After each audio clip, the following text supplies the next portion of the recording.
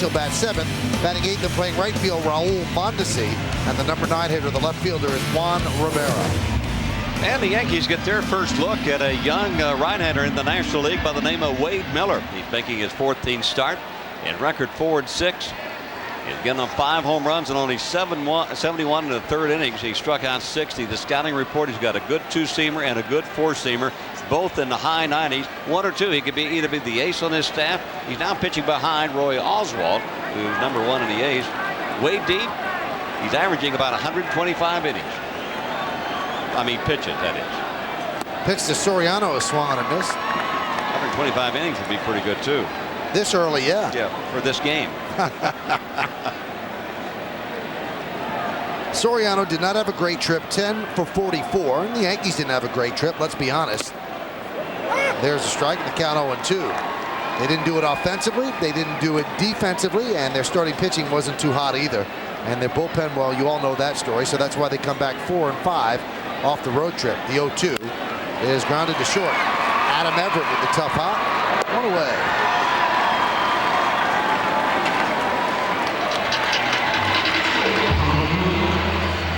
So Soriano heads back to the dugout, and his Keystone partner, Derek Jeter, comes up to the plate again. First time as a Yankee captain here at the stadium.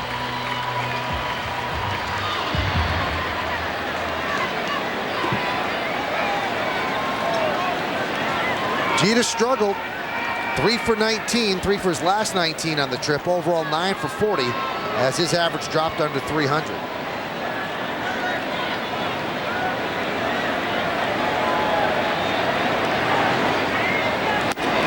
Pitch is outside. Yankees lost 2 of 3 in Cincinnati and 2 of 3 in Chicago. So 2 and 4 in interleague play so far this year, but they have always done very well against the National League. 61 and 47 is their number. Yeah, as we mentioned, Michael, that here at Yankee Stadium, the Yankees have a below 500 win record here at the stadium, and that's so unlike the Yankees because they play well at home. They're playing better on the road. And this has always been a salvation for them, Bobby. They have been built around this ballpark with left-handed power, but you see their numbers at home, 13 and 15 with a 248 average. And look at the average on the road, and also the record at 22 and 12. That's hard to figure out. Sometimes you put stats up, and you know what, Bob? I don't have any explanation for that. You know, the road runs are almost 2 more giving up than they are at home. I mean, they score more on the road than they do here at Yankee Stadium. And as you say, most of the time you put your team together to benefit your home ballpark. Now this Yankee lineup is at a disadvantage because 2 of the left-handed bats that could really exploit the stadium's dimensions, Bernie Williams and Nick Johnson, they're not in the lineup because they're on the DL. Well, I think that there's no doubt that they miss Bernie and they miss Nick Johnson with that on-base percentage and the eye and how they work the pitchers and how they could hit behind runners. They hit home runs. Swing and a miss, and Jeter down on strikes. 2 away. They just set up better. The lineup sets up better for Joe Torre. Take a look at how Wade Miller went after the captain, Jeter. Fastball outside, a little breaking ball missing low. Fastball up high, another fastball. So after the breaking balls, it all was just heat. And then last one was that sinker we were talking about, that 2-seamer going down and in. Derek not seeing the ball well right now. In his last 8 at bats, 6 strikeouts. Here's Jason Giambi. Check swing fouled away. Arguably the second best or best road trip of all the Yankees between Giambi and Matsui. Well, Jason started hitting the long ball. He had 6 home runs in the last road trip. Of course, at the Great American Ballpark, I wasn't over there, but you were telling me how the ball just jumps. I mean, it's just a paradise to hit in. That one is booped to shallow left field, but right there is the third baseman, Morgan Ensberg, and he'll put it away for the final out of the inning. A 1-2-3 inning for Wade Miller. We played 1, no score. Now's your chance to win 4 free Yankee tickets. Just log on to nypost.com before 11 p.m., answer the secret question from today's New York Post, and you can win. For your next chance to win, pick up the New York Post this Friday and watch the game on CBS 2. Tonight on The Late Show, Dave welcomes the one and only Bruce Willis. And later this week, don't miss Harrison Ford, Annie Lennox, and Chris Elliott. All new Dave, all this week, right here after CBS 2 News at 11. We go to the second inning here at the stadium, and Jeff Kent digs in while Yogi Berra watches the action from the owner's box. And Yogi told me that he's going to join us on Friday night to talk about that 1964 World Series between the Cardinals and the Yankees. The Yankees will meet the Cardinals on Friday night here at the stadium, and on that night, if all goes according to Hoyle, Roger Clemens will make another try at the 300th victory. And as we stand right now talking to Joe Torre, Roger Clemens had a throw day today, went fine, and they are still expecting him to start on Friday. Roger actually was suffering from an upper respiratory ailment that caused him to tire out toward the end of the Saturday game, and there was some question about whether he would go on his regular turn, but he is going to. The 0-1 is popped up to right field. Mondesi is right there, and he puts it away for the first out of the inning.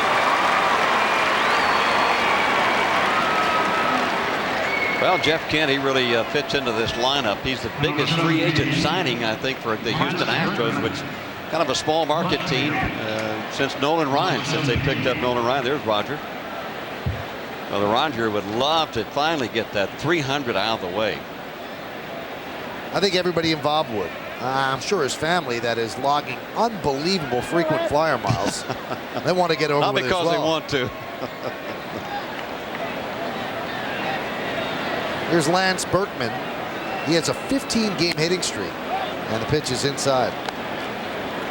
His family is so close with him, and he's got such a large coterie of great friends that every single try that he's had for 303 tries, he's had 40, 50, 60 people here, and he puts them all up and flies them all in. So I'm sure that the Travel Agency Association of America loves him.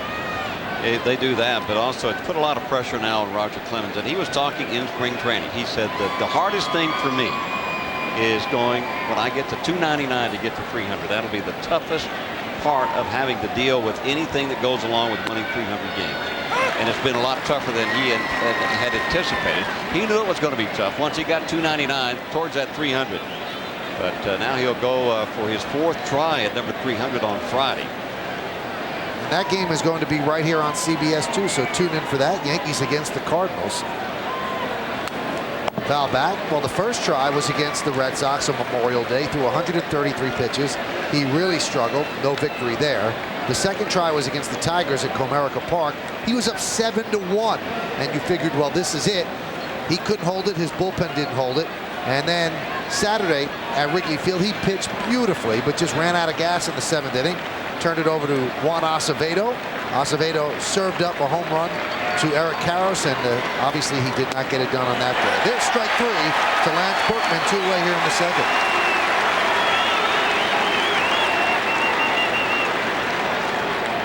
What Mike Mussina does well is that he throws strikes, and painting the outside corner on a very dangerous hitter in Lance Berkman. Beautiful pitch on the outside corner. You can see it. How can you swing at those pitches?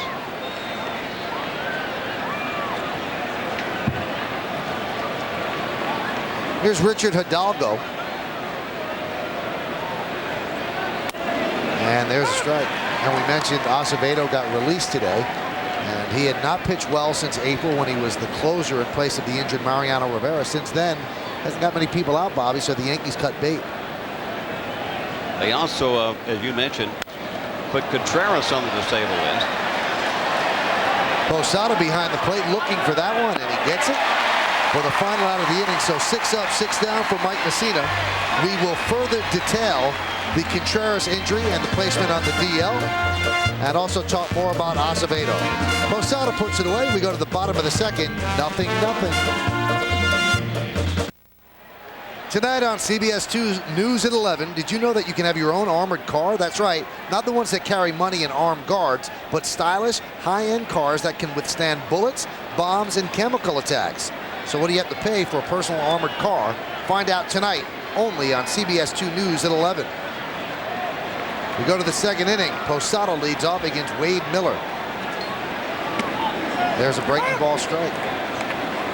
Well, we were talking about Acevedo and Contreras. Contreras goes on the 15-day DL, and I got to be honest with you, Bobby, that took me by surprise when I heard that. Well, talking to Joe before the day's ball game, and he was telling me that he had a little bit of a sore arm, but when he tried to throw on his throw day, which was last Sunday, said he just couldn't throw. He had terrible pain in the shoulder, so they decided to put him on the disabled list and find out what was wrong. And that's the reason that Jason Anderson was able to be called back up. He was just sent down, but when you have a disabled list a guy, you call the guy that you sent down up at any time. Normally you have to stay down there for about 15 days. So Anderson comes up, and with the release of Acevedo, Al Reyes comes up. Takes his spot. So 2 new additions to the Yankee staff. And boy, if that isn't proof positive of the old adage, there's a ground ball to second base. 1 away. And the old adage is don't burn your bridges. So it probably behooved Jeff Weaver to keep his mouth shut because he was taken out of the starting rotation. And now all of a sudden he's back in the starting rotation. Here are the roster moves today, as we mentioned. See them in print. Contreras on the 15-day DL on his shoulder problem. Juan Acevedo unconditional release. And Anderson and Reyes called up from AAA. And with the way the Yankees been playing, you see Jeff Weaver, he'll get his start coming up on Thursday. But the way the Yankees are going, it's almost like, well, we expected this to happen. I mean, Contreras finally gets into the starting rotation. He wins his first 2 times out. Then he comes up with a sore arm. And the 1-0. 2-0 on Ventura. It hasn't been a kind year for the Yankees injury-wise, simply because they have gone through a very long stretch of years where they haven't had significant injuries. Not the case this year. Mariano Rivera started the season on the DL. Steve Carsey is going to miss the entire season. And that was a very big injury. People might look at that. We keep talking about the bridge to Mariano Rivera. Well, Steve Carsey was supposed to be the bridge to Mariano Rivera. He's out for the entire season. And then you have the injuries to Bernie Williams and Nick Johnson. So Joe Torre has had to deal with problems that he really has not had to deal with for most of his stay here. Certainly has, and it's been one of the toughest times for Joe and the coaching staff, especially how Joe has relied on his pitching. I mean, from 1996 to today, the pitching staff, and if you look at it and how it stacks up, and all the press, Michael K, before this season started was, does the Yankees have too much pitching? Right. But I think that pretty much tells the story that you can never have too much pitching. And you know the old cliche, you really can never have too much. And you know, Jeff Weaver gets taken out of the rotation. He complains. Team didn't play well behind him. Didn't pitch well out of the bullpen. Didn't understand why he got yanked out that quickly. Well, boom! If he had kept his mouth shut, well, he would have been a good guy moving back into the rotation. Now he's moving back in out of necessity. And you know what? He has to perform for the Yankees. I mentioned that Weaver was pitching on Thursday. Actually, he is pitching tomorrow night.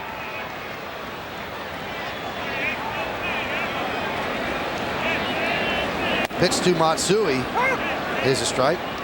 Yeah, it all starts with the pitching staff, and the pitching staff early on, as we showed some graphics, how they started off at 16-0, but they were pitching well into the 7th and sometimes the 8th inning.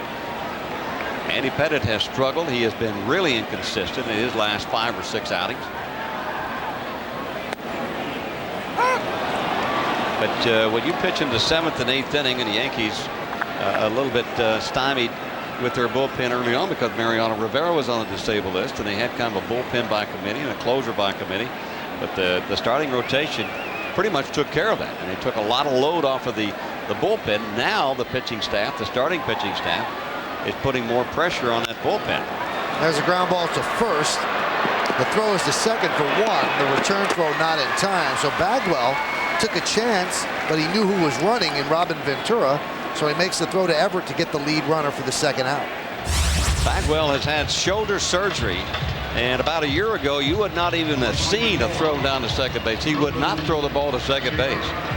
He's a little bit better. He's still not 100%. Talking to the Astros, he's only, you can see that was not a good throw, not a hard, strong throw, but like you said, Ventura, the runner, he's still bothered by that shoulder, only about 80-85%. He's not 100%. That also affected his hitting too. Here's Ruben Sierra, acquired from the Texas Rangers during the road trip from Marcus Timms, a AAA outfielder. And the pitch is outside. First start for Sierra in a Yankee uniform since July 31st of '96. And that was, ironically enough, against Texas. Texas beat the Yankees that day 9-2. And Sierra was 2 for 4, and then he was traded for Cecil Fielder that night. Turned out to be a good deal for the Yanks. Check swing, did he go? No, he did not. Ironically enough, the guy that was traded for Sierra, Marcus Timms, he hit that magical home run against Randy Johnson 1 year ago tonight. And there it is. Big thrill for him. Now will he get his shot in Texas? Only time will tell. What a way to break in. Yeah, no kidding. Well, Ruben Sierra gives Joe Torre some versatility because he's a switch hitter and he has power from both sides. He's also a veteran hitter, so he knows what's expected of him when he goes to the plate, whether it's a pinch hitter or whether starting as a designated hitter. Something Joe has really been kind of lacking this year is that versatility off of his bench. Hot shot, base hit through the right side of the infield for Sierra. Matsui makes a big turn. He'll stop right there as Hidalgo's throw comes in. So Sierra picks up a base hit. Yankees have runners on first and second with 2 outs. Something that the Yankees needed was a left-handed bat, and a left-handed bat that could pull the ball and also hit the ball out of the ballpark. You can see where that pitch was. And you can see that he was trying to take advantage of that hole between first and second. That ball was up and kind of away from him, and he was still able to turn those wrists over and find that huge hole in the right side. So Sierra picks up a single. Yankees have runners on first and second, 2 outs. Here's Raul Mondesi. Mondesi 11 for his last 58. His average at 291. Pitch low and away from Miller, and the count 1-0. Nice stop by Ausmus. Astros have one of the best defensive catchers in the game, if not the best. And it'll be interesting to see if he wins the Gold Glove or if Pudge Rodriguez, now in the National League with the Marlins, wins the Gold Glove.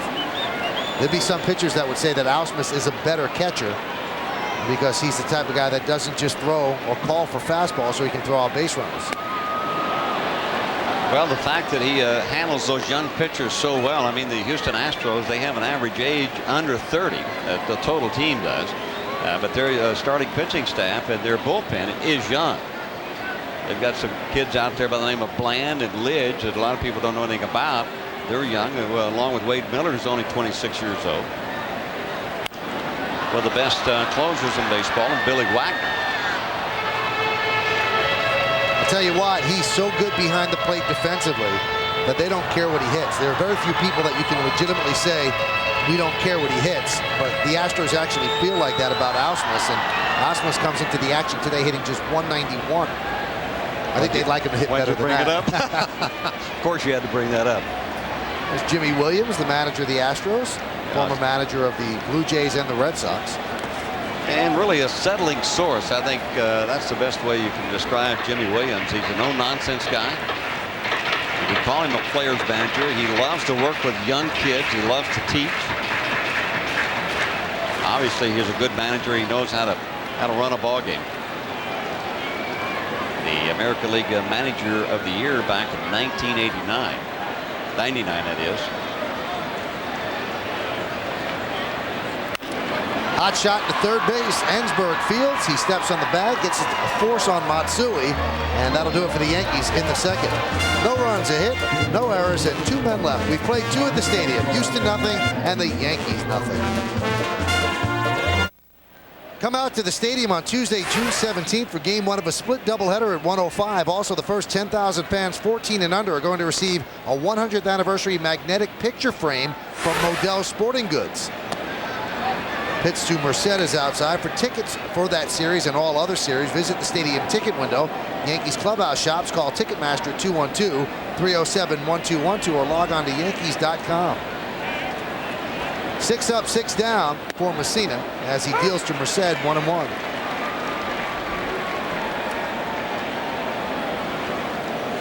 Nothing as we go to the top of the third. Astros are in first place in the Central by 1 game over the Cubs. It's a tight Central Division race in the National League. St. Louis 2 behind. Cincinnati 5.5 behind. Then it drops off with Pittsburgh and Milwaukee. And Houston, in stark contrast to last year, they had the exact opposite record at this time last year. There's a hot shot caught on the line by Giambi, but they say no, he did not. So he'll take it out at first for the first out of the inning. Mike Victor said no, he didn't catch it on line. From up here, I thought he did. I thought he did too, but Mike Victor was standing behind the play. And we'll just take a look and see whether he caught it before it hit the ground. Oh, he sure did. Yeah, he caught it, but you can see where Victor is. He's behind the play. Giambi came up showing him the ball. But you see that dust flying, and I think that's what kind of threw Victor off. But he clearly caught it. So just to make sure, race to the back. Doesn't count as 2 outs, though. Here's Brad Ausmus.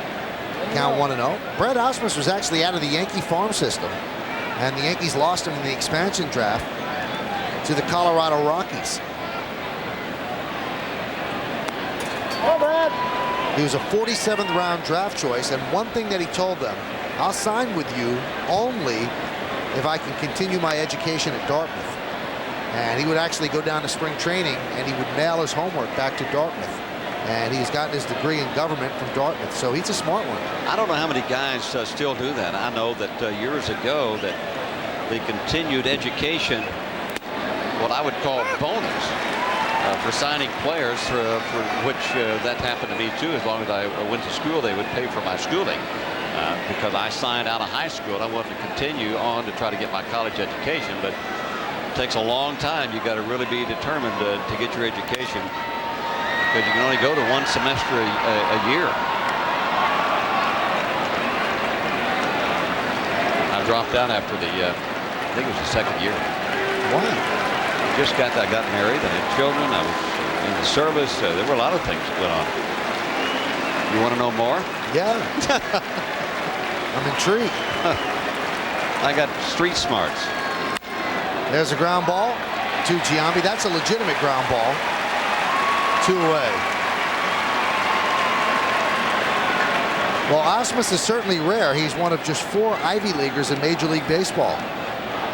Mark DeRosa and Doug Glanville, both from Penn, and Mike Remlinger, who the Yankees saw against the Cubs, also from Dartmouth. We have an Ivy Leaguer in the booth, Bobby. Mike Shempton. Yes, I know. And he wears it on his sleeve. It's disgusting. He truly is smart. Smart. Just kidding. Here's Adam Everett. And the breaking ball is a strike from Mussina, the count 0-1. Well, the Astros have 2 guys on the left side of the infield. You got Ensberg at third and Everett at shortstop.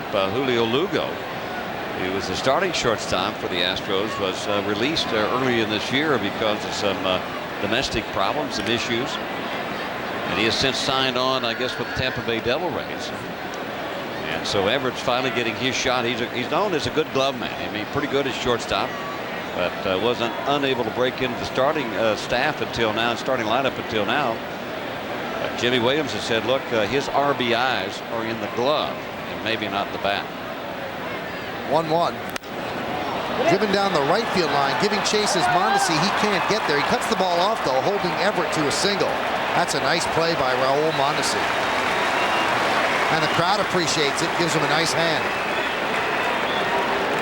Well, you've got to appreciate it because this ball is not easy.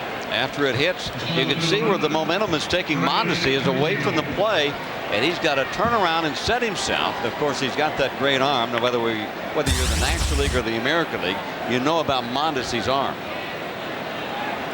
Instead of a guy being in scoring position at second base with 2 outs, he's still on the first base. This guy gets that pine tar all over him. Look at that helmet. But check the shoulders out too. Runner goes, and the pitch is swung and popped up. So the hit and run was on, but Soriano puts it away for the final out of the inning. In the 3rd inning for the Astros, no runs, a hit, no errors, and 1 man left. We go to the bottom of the 3rd inning here at Yankee Stadium. Astros nothing, the Yankees nothing here on CBS 2. We go to the bottom of the 3rd inning here at Yankee Stadium. It'll be 9-1-2 in the Yankee order against Wade Miller, Juan Rivera, Alfonso Soriano, and Derek Jeter.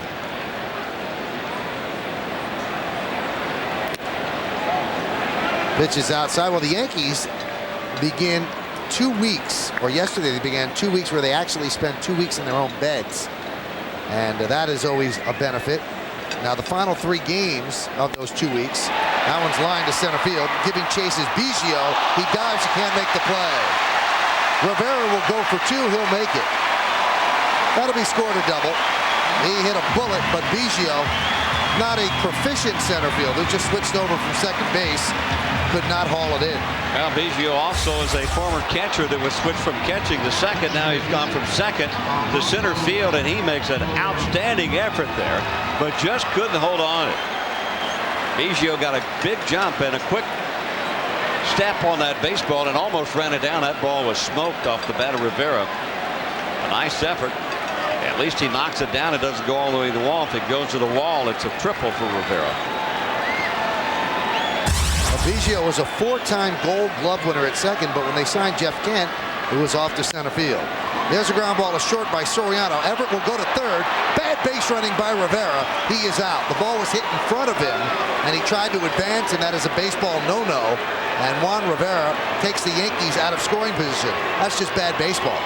Well, the Yankees have had problems with leadoff doubles and getting that runner to third or scoring that runner. You can see Rivera, and they've got a clear shot at him.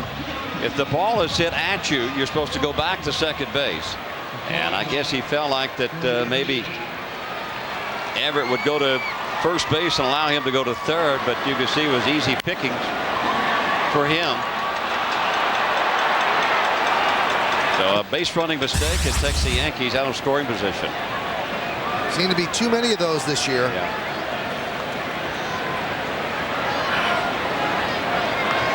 I think that when you're not playing well, you get into a mode individually on a ball club, especially when you're playing on an everyday basis. You try to do a little bit too much. You try to make things happen. Joe wants his base runners to be aggressive, but he wants them to be smart too. And that you're always taught that if you're on second base and nobody out, and the ball is hit to the shortstop, that you got to hold your ground to make sure the shortstop doesn't throw to third and throw you out.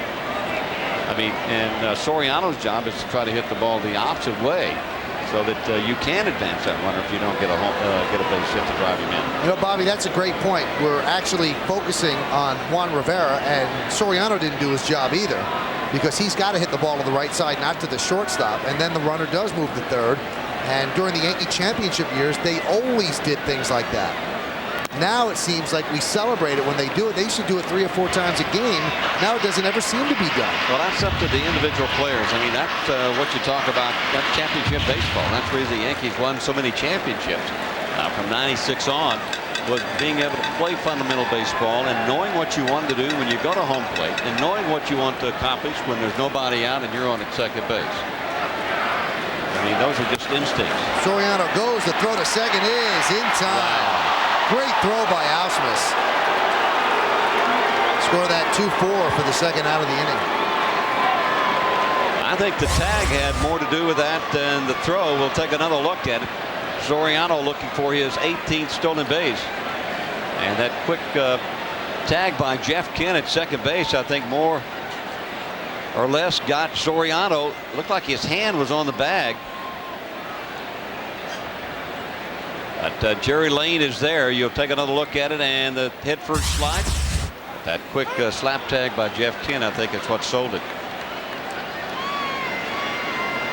Soriano looked like he was limping a little bit when he was maybe walking down into the tunnel there.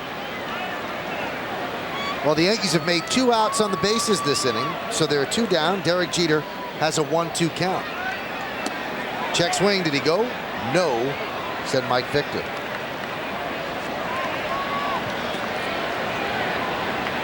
You know, you talk about those situations that Soriano was in. From a hitter standpoint, you just look for a certain pitch until at least you get a strike on you.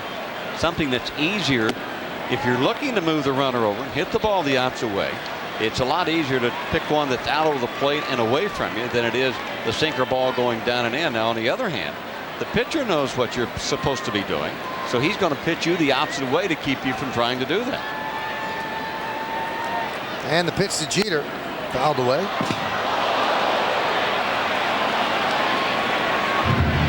I mean, it's not always a given. I mean, Soriano, if he gets his pitching hit it out of the ballpark, and the Yankees got a 2-0 lead.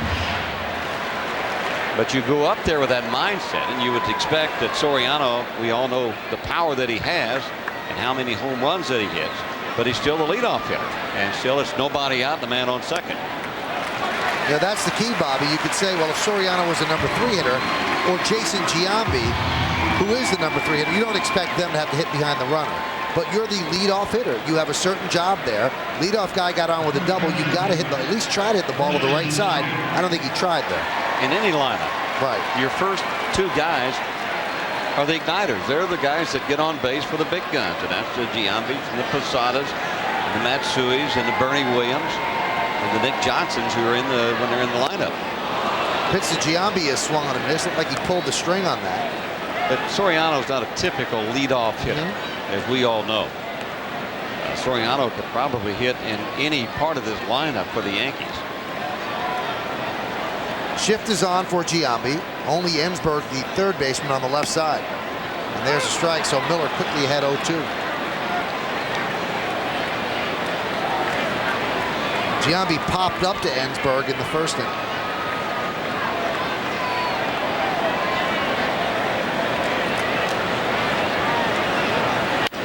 That one is hit deep to right field, but Hidalgo has room. It was off the end of the bat, not as deep as I originally thought, and Hidalgo puts it away for the final out of the inning.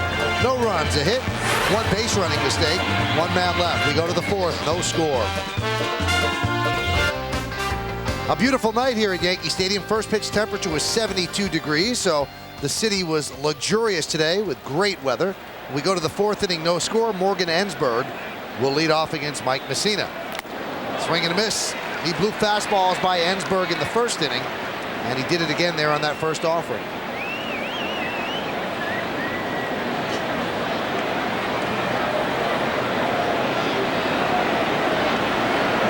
And the 0-1. That time with a breaking ball 0-2, so he's got Ensberg all fouled up. Well, he's got one thing that he knows about Ensberg, and his last at bat was that they couldn't catch up with the fastball up. But when you've got a curveball like Mike Mussina, you got to throw it once in a while too, just to make that fastball a little bit better. I'd be surprised if he didn't come back with a up and in fastball. He does do that, and it's upstairs. And also, he knows that Ensberg probably going to want to start his bat a little quicker, so then you throw the breaking ball. Well, first of all, Ensberg, in his last at bat, he had the count 3-1. He had it in his favor, and Mussina threw 2 fastballs up and in. He couldn't catch up with him. You got to keep testing him. And he did keep testing him. He went up the ladder, and Ensberg chased again. 1 away. Well, it's time to take a look back at a great moment in Yankee history.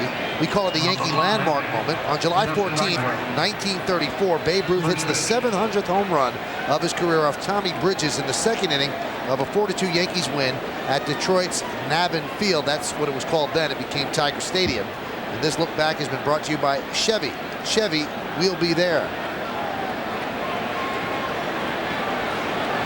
Pitch to Bagwell is inside. And speaking of the Babe, Susan Wallman and I had a chance to step at home plate. That's where the Babe stood in 1932 when he supposedly called that shot. A shot heard around the world. At Wrigley Field this weekend, the 1-0. There's strike. Bobby, I do have to congratulate you on the air. Bobby sang "Take Me Out to the Ball Game," and he was brilliant at Wrigley Field. And that was a big, big day because the place was jumping. Big national television audience. You did it like you do it all the time. Thank you very much. I've been working on it for a long, long time. I was surprised that I didn't forget the lyrics. Now I was proud of you because there was something that you had to choose. You could say root for the Cubbies or the Yankees, and I know that you ran into Tommy Lasorda before you went into the booth, and he kind of questioned your manhood. Well, did he ever? And you showed him. Yeah, I showed him for sure. Take that, Tommy. He did say, "Take me out, root for the Yankees." He was drowned out by the Cub fans, but he did say, root for the Yankees. That's where my heart lies. The 1-2. Grounded softly to third. Ventura. 2-way. Now, this is the point in Cincinnati where Mike Mussina inexplicably lost his stuff. So just because Mussina has pitched brilliantly to this point, we can't get caught up in that because Mussina for some reason or another, falls out of a groove at one point during the last couple of starts. And this is the point that he did it in Cincinnati. You know, I think pitching, along with a lot of other things, but more so when you're the starting pitcher, you don't have to concentrate that long. But you've got to concentrate on every pitch, because each pitch that you throw could mean the ball game to you.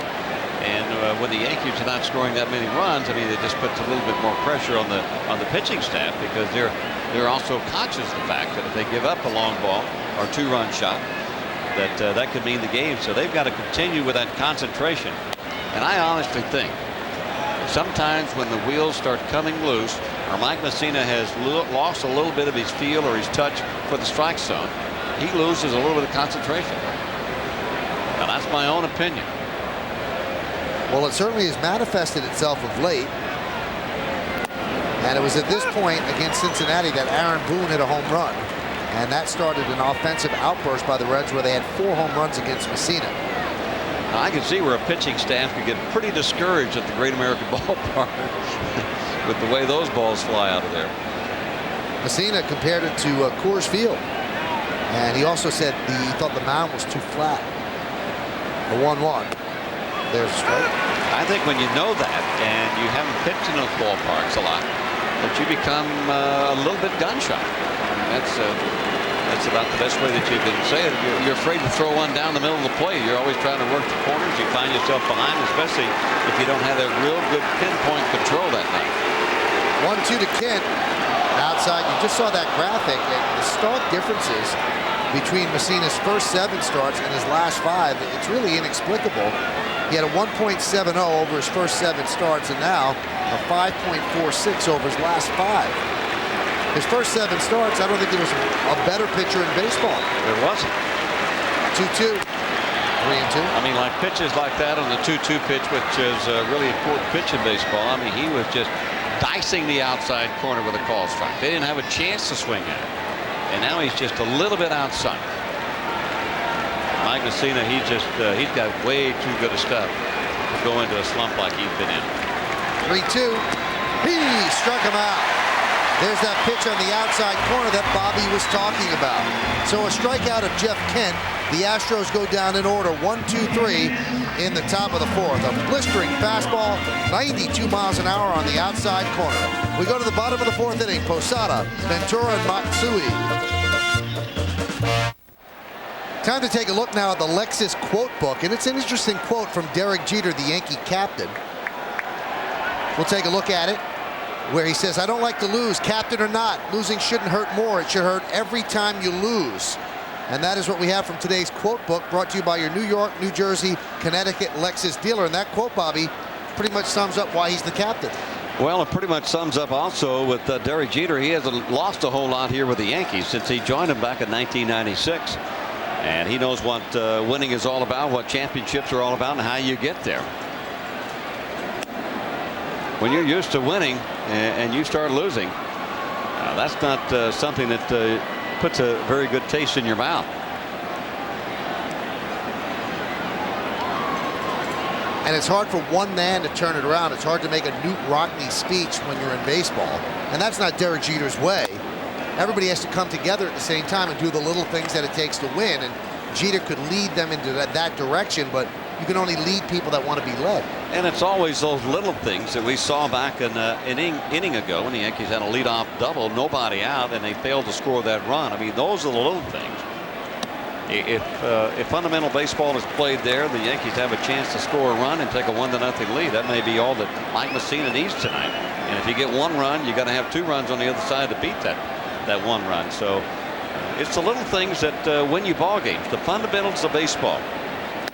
As simple as that sounds, Michael, as much money as these guys make, it's still the same old fundamentals of baseball that win you games. The hit and run, the driving that runner to third base with less than 2 outs. And once he gets there, get him in. Find a way to get him in. And that's what made this Yankee team so special in '96 and '98, '99 and 2000. Because in this era of sports, the fundamental things are not the things that get you on SportsCenter. They're not the things that get you on the highlight reels on the local news. And You just look in basketball, Bobby. Everybody knows how to dunk. Everybody knows how to make the windmill 360. But you can't get people to hit free throws anymore. So moving the runners along, that's pretty much commensurate to hitting free throws. And, you know, it shouldn't stand out. It should be the thing that everybody does, but we haven't seen it that much this year. Bunting's another thing, Bobby. Nobody seems to be able to bunt anymore. Well, nobody wants to bunt anymore. I mean, you don't get paid a whole lot of money, you know, to bunt. It doesn't really show up in the statistics.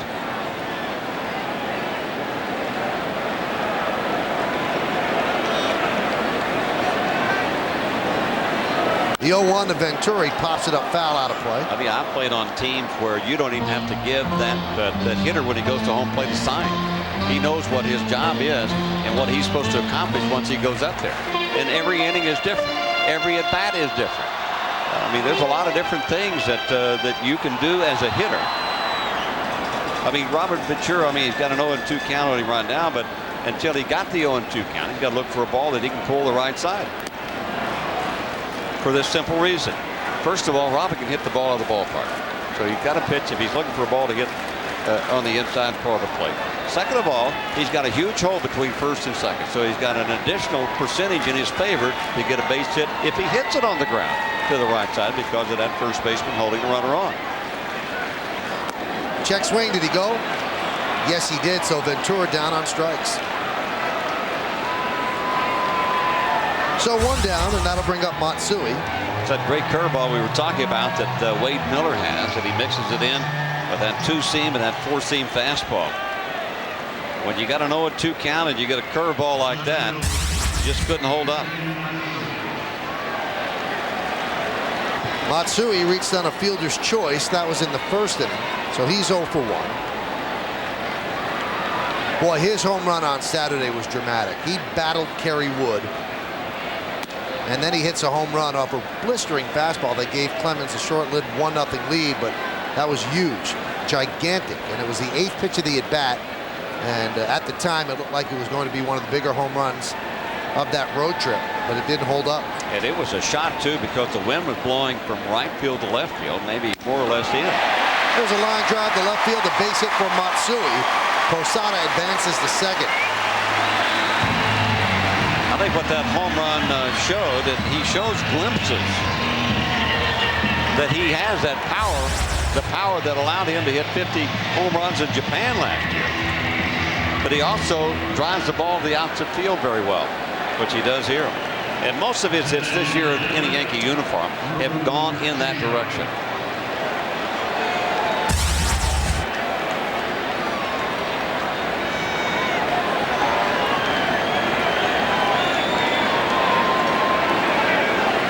Sierra 1 for 1, single through the right side. That was in the second inning. He has a runner in scoring position now.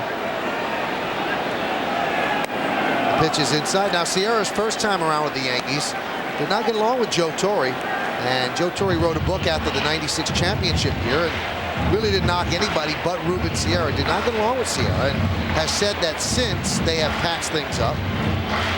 And Joe says he's happy to have him on the team. Now, Joe in Chicago, when Ruben joined their ball club, he was telling me that, oh shoot, that was over with a long time ago. He said, I'm happy to have Ruben here. He gives us some power from the left side and the right side. He also gives us a veteran bat off the bench.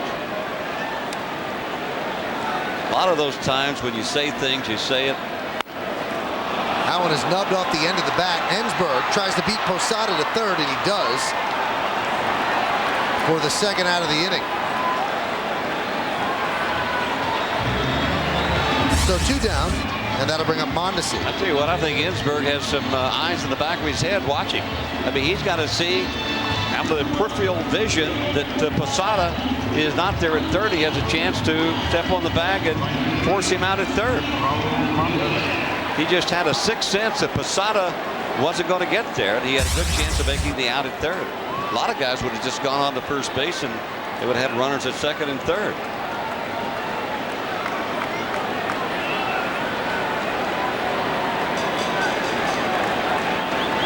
So first and second now with 2 outs for Mondesi. Pitches inside.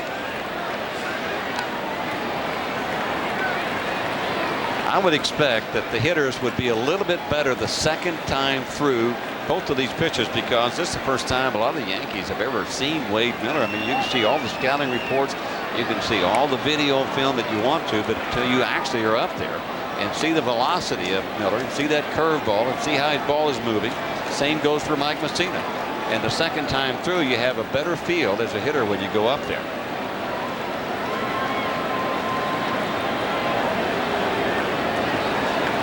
One-0 inside, 2-0.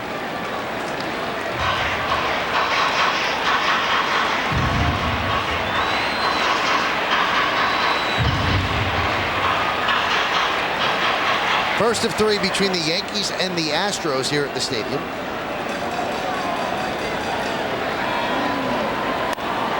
Foul back. I mentioned the Yankees earlier that will be in their beds for 2 straight weeks. The end of those 2 weeks, though, would be 3 games at Shea Stadium. They're road games, but certainly for the Yankee bodies, they're home games. They just have to drive to Shea. And they don't have to pack and go to a hotel. That's the kind of road games that you would like. A lot of them. 2-1. Swing and a miss. Of course, the Yankees, years ago, they didn't have to go too far to play the Giants and the Dodgers. Well, you could actually walk to play the Giants right across the McCombs Dam Bridge to the Polo Grounds.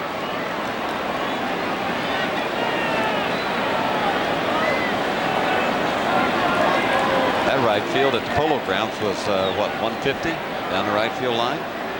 Was it that close? That one was close on the outside corner, and Mondesi down looking, not really enamored with the call. Well, the Yankees waste another scoring opportunity. No runs a hit, no errors, and 2 men left. A little low, a little outside. Marvin Hudson didn't think so. He was the top of his class. Turns any terminal into its slave. We control the program. The best MIT had to offer. So you're a recruiter? That I am. For the CIA. Would I have to kill anyone? Would you like to? Now, the opportunity of a lifetime could cost him his life. You think this is a game? Academy Award winner Al Pacino. I think it's a test. Colin Farrell. Some of you will not survive the final test. No! The Recruit. Own it today on DVD and video. Well, we go to the 5th inning here at Yankee Stadium, and it's a pitcher's duel between Mike Mussina and Wade Miller. And Lance Berkman will lead off for the Astros. I want to clear this up as soon as possible because I don't want people writing me. I said 150 down the right field line at the Polo Grounds. Actually, from 1944 on, it was 257. I knew it was short, so it was 250 on. If you want to write somebody, that would have been right there, the Polo Grounds. Yeah. Those are the Polo Ground apartments now. Yankees used to play at the Polo Grounds, and John McGraw kind of got jealous of their success and said, you got to move out. So they went and built a big stadium, a beautiful stadium, right inside of the Polo Grounds. Yeah, I think if somebody wants to write anything, they should send it to Warner Wolf. Okay. Why not? Lance Berkman, a switch hitter for one reason. His father idolized Mickey Mantle. It's amazing how many switch hitters that you hear about become switch hitters because of the influence of Mantle. Ken Singleton, our broadcast partner, that's the reason he became a switch hitter, because of Mickey Mantle. I would have switch hit, but I just couldn't do it. You tried? Tried. Couldn't swing from the right side. And you tried because of Mantle? Yeah, I mean, I wanted to be a switch hitter. I always thought that that would be the best way to do it. At least that's the way the Mick was doing it. Lance Berkman has had some problems, though, batting right-handed. I mean, he really struggled in the month of April. Talk about how things turn around. He barely hit 200 in the month of April. Hit only a couple of home runs, and then since that time, he has gotten his stroke back. But he is pretty weak from the right side as far as his RBIs, his average, and his home run. And the 3-2. Grounded right side, past the diving Soriano into right field. A base hit for Lance Berkman. So 1 on, nobody out. That brings up Richard Hidalgo. You know the nickname of Lance Berkman? Fat Elvis. His teammates think he looks like the older version of Elvis. Really? Not a kindly nickname. I don't know that I agree with that. You think he looks a little bit like Elvis? A little bit when he raises his lip like that. But not young Elvis, not, you know, GI Elvis, old Elvis. Okay. Well, it's not identical, Bobby. I have to have something better than that, though.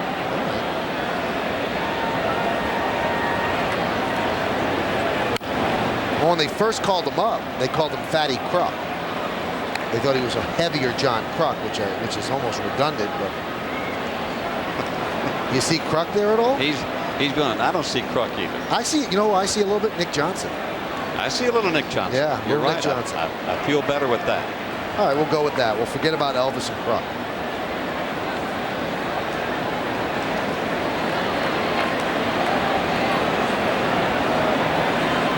The 0-1. There's a strike. Hidalgo, he has been struggling a little bit too. You know, this guy hit 44 home runs in the year 2000. I mean, he's got tremendous power from the right side. He was in a carjacking incident about a year or so ago and was shot in the arm, and I don't know that he has recovered from that completely. Still got a little bit of nerve damage. There's a line drive off the glove of a leaping Jeter, and it trickles into left field. Berkman's going for third. No, he holds up. And he'll head back to second. Quick throw to Ventura. So they'll score that a base hit right off the glove of Jeter. And the Astros have a threat and the first runner in scoring position all night. Well, this is all timing, and Derek Jeter went up and timed it as well as he could. He just couldn't get high enough to take the ball down. He's timing his leap right here. And it's just off the fingertips of the glove into left field for a base hit. I mean, he got up high enough to dunk a basketball. You were talking about dunking a basketball, but just not high enough to bring that ball down. And the pitch to Merced is a strike. Merced, a .323 hitter this year with runners in scoring position. The National League, when they come to the American League ballpark, they have an advantage in this interleague play simply because they add another hitter, which they don't have in the National League, where the pitcher has to hit. So Merced is that guy tonight. And it comes up in a pretty critical situation here in the top of the 5th inning. No score. And only 3 hits by the Astros, 3 hits by the Yankees, but they're threatening with 2 men on, nobody out. Jimmy Williams looking on.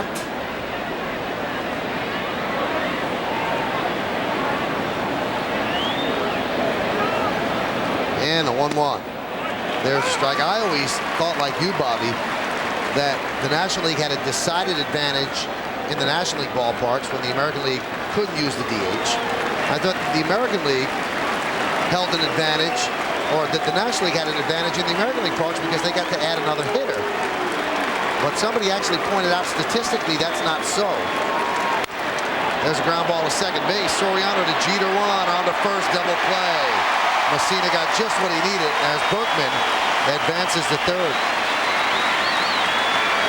So Derek Jeter right in the middle of that double play.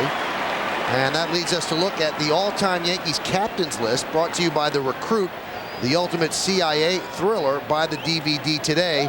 11 Yankee captains. Derek Jeter follows Mattingly. Hal Chase was the first. Lou Gehrig probably the most famous, followed by Thurman Munson. And all the way down the lineage goes to Jeter. Here's Brad Ausmus.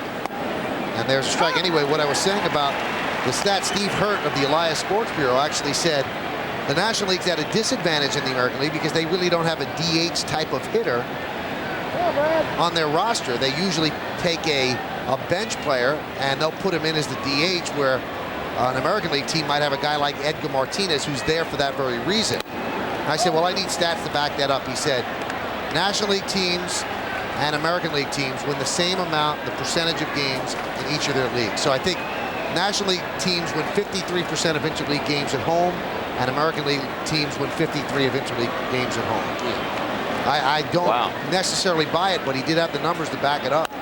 Well, I could see where he could be right with the National League not having a DH style hitter to play in a game such as this, because the American League looks for a guy that is a DH, and normally those guys are RBI guys, they're home run guys, and they do that. So I can see that point.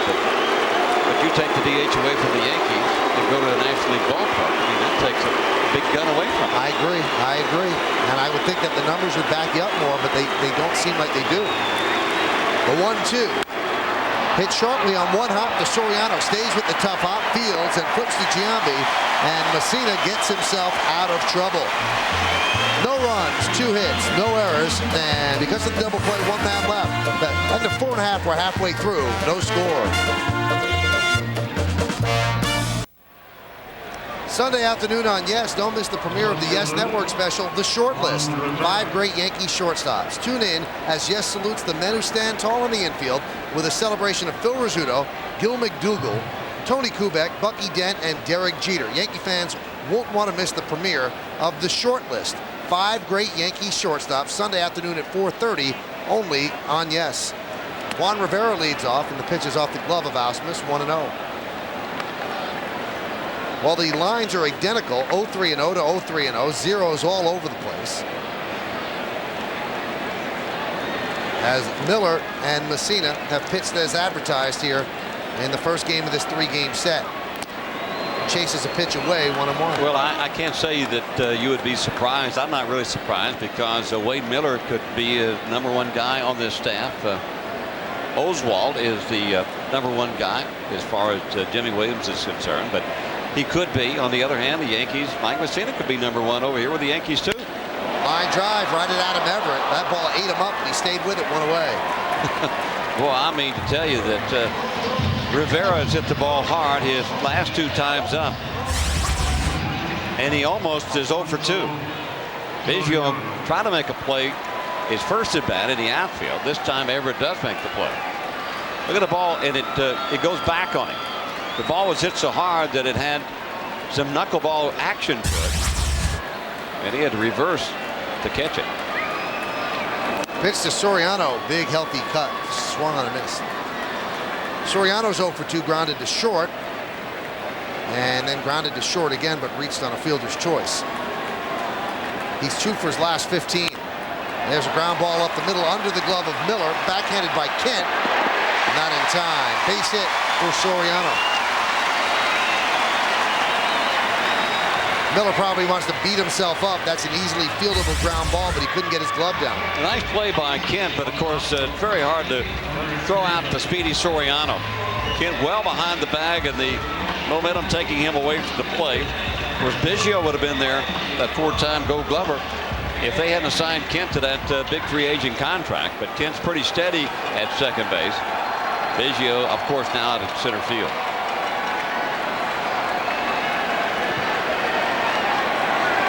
Kent never used to be known for much of a glove. He was more of a great hitting second baseman, but he's not awful at second. He makes the plays. He's steady. Yeah. He is steady.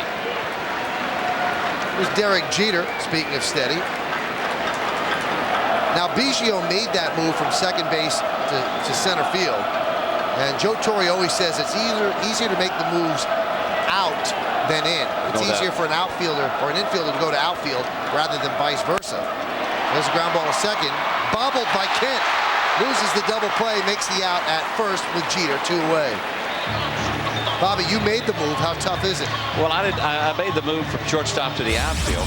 Actually, I made the move from third base to the outfield. We'll take another look at Kent. Got a high hop and couldn't get the glove up. Recovers in time to throw Jeter out, but more importantly, Soriano will move into scoring position. And with the way these 2 guys are pitching tonight, that 1 run could mean a great deal to a club. The fact that there's a lot more going on in the infield.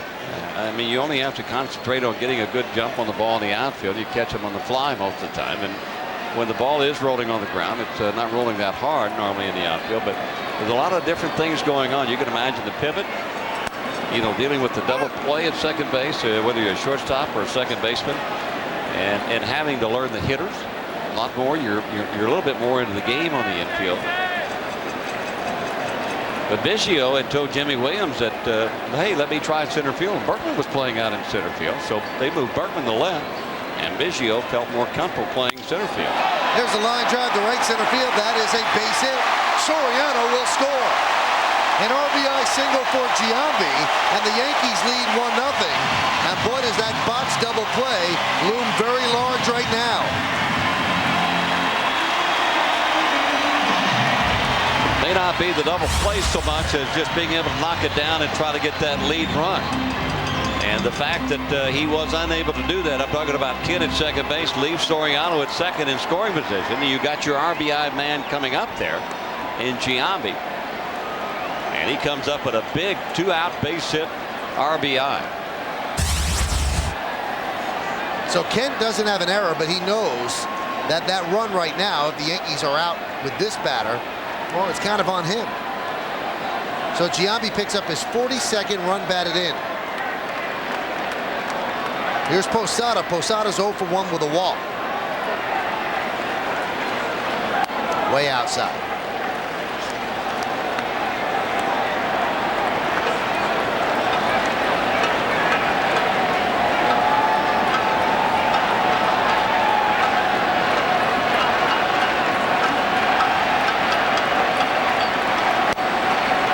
Is a strike. Along with Bobby Murcer, I'm Michael Kay. You're watching Yankees baseball here on Channel 2 on a beautiful Tuesday evening in New York. We thank you for that. Yankees lead 1-0 in the bottom of the 5th inning. Mussina and Miller are hooked up in a classic pitcher's duel. Swing and a miss. Yankees get their run here in the 5th inning with 1 out. An infield single by Soriano behind second. Then Derek Jeter hits what should be a 4-6-3 inning-ending double play. Bobbled by Kent. He gets the out at first, and then with 2 outs, Jason Giambi dunks one to right center field, scoring Soriano. That's where we stand, 1-0 Yankees against the Astros in the bottom of the 5th inning. That one is hit deep to right center field. Going back Hidalgo, still back on the track, at the wall. See ya! A 2-run home run for Jorge Posada, and the Yankees lead 3-0.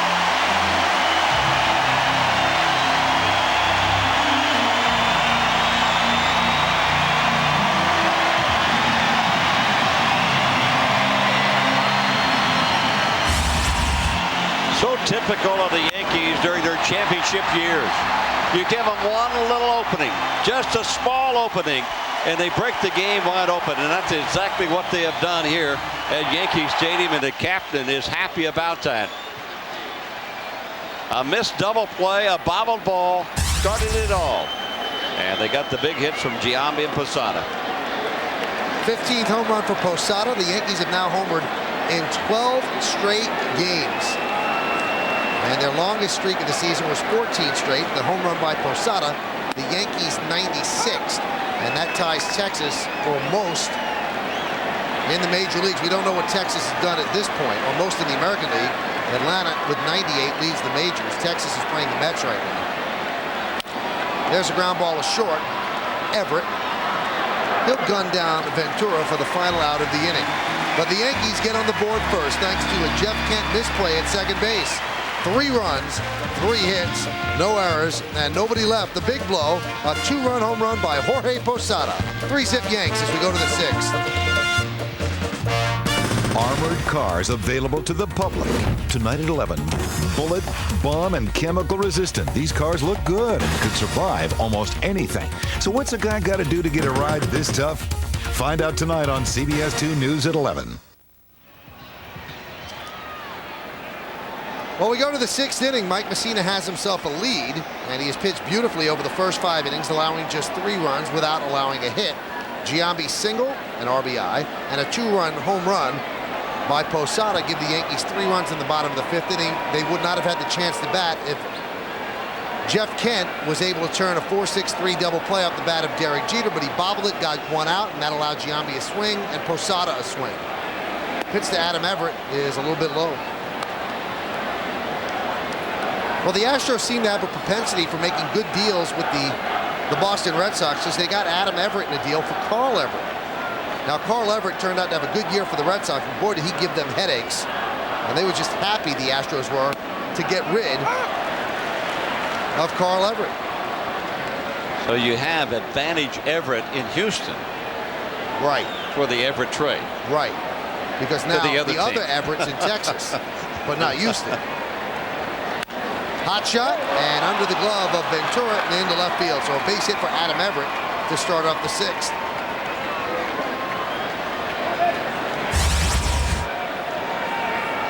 Adam Everett getting his chance to play on an everyday basis, and that's a hot shot. You can see that Mike Mussina playing even with the bag, maybe a little bit in at third because of the potential bunt.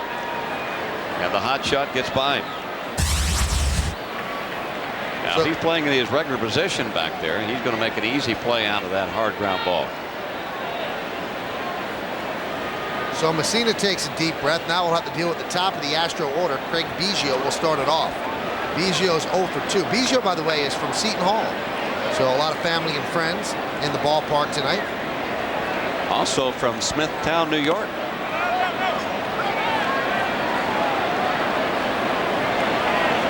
Where did your family show up the most? What ballpark? You came from Oklahoma. What Texas and Kansas City. Yeah.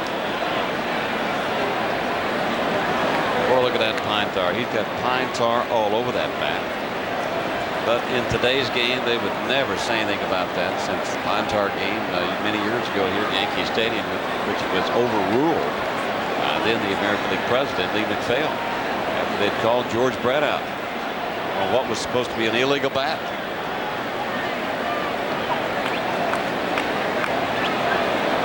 A lot of that pine tar ending up on Biggio's helmet. A lot of players are very superstitious about that. They tell the clubhouse guys, don't even touch my helmet and clean it off. Some teams just don't allow helmets to be like that. Well, he's got it all over the helmet, but he's also got it all over his left shoulder and all over his right shoulder. Looks like he's played a game. He must put a bucket of pine tar on there.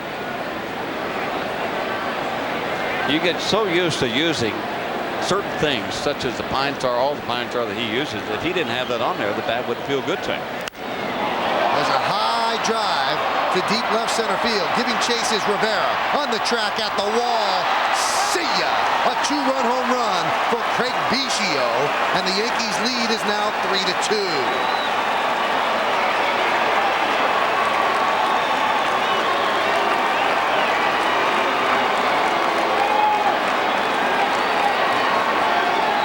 That's his 8th home run of the year. Now has 26 ribbies with the 2 he picked up right there. In Mike Mussina's last 6 starts, that's including this one up till now, he has given up 9 home runs. And after the Yankees had taken that 3-0 lead, this revives the Houston Astros to come out against Mussina with nobody out, and they pick up 2. There's Morgan Ensberg. And the pitch is outside. The 11th home run allowed by Mussina this year, and he gave up 4 in his last outing. So not really living well with posterity. There's the pine tar that was on the bat that hit that 2-run home run.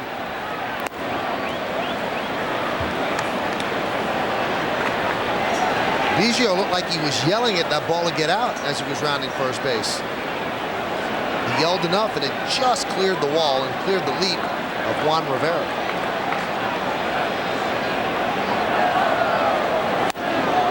Ensberg cannot catch up with Mussina's fastball. Well, that's one thing I'm sure the scouting report was saying, that Ensberg has problems with pretty good heat up in the strike zone, and especially in.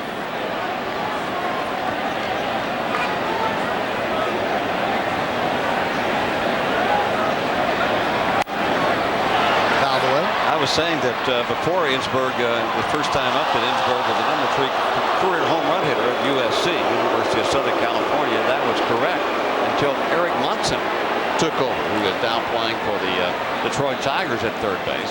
Eric Munson took over at third place, and now Ensberg is #4. Munson had 43 career home runs with USC. And you know who leads it? Why? Mark McGwire with 54. Who's 2? Jeff Jenkins with the Milwaukee Brewers. Rod Dado, the longtime head coach there at USC. Produced a lot of great players. Produced Tom Seaver, Dave Kingman. Many throughout the years. Mark Pryor came out of USC. Yankees faced him on Sunday. Ground ball and grabbed there by Jeter, but he has no play. And a base hit from Morgan Ensberg. Hey, the Association for the Cure of Cancer of the Prostate has teamed up with Major League Baseball and the Major League Players Association for the 2003 Cap Cure Home Run Challenge. Pledges for each home run hit from a select 60 games through Father's Day will raise money to find a cure for prostate cancer. 1 out of every 5 men will be diagnosed with this deadly disease. Please join in with your pledge to the Home Run Challenge by calling 1-800-547-CURE or by going online at www.capcure.org. And Joe Torre, a prostate cancer survivor. Here's Jeff Bagwell. Bagwell's 0 for 2 against Mussina. Yankees lead 3-2, top of the 6th inning.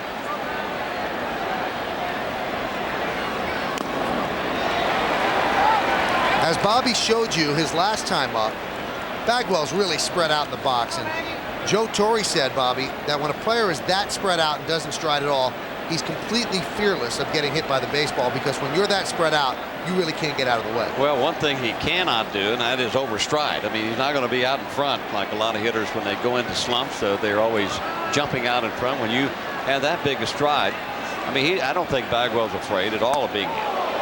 The one thing that Bagwell has going for him is he is extremely strong, and strong from the waist up. He's got tremendous power from the waist up, and that's what he uses to hit the baseball.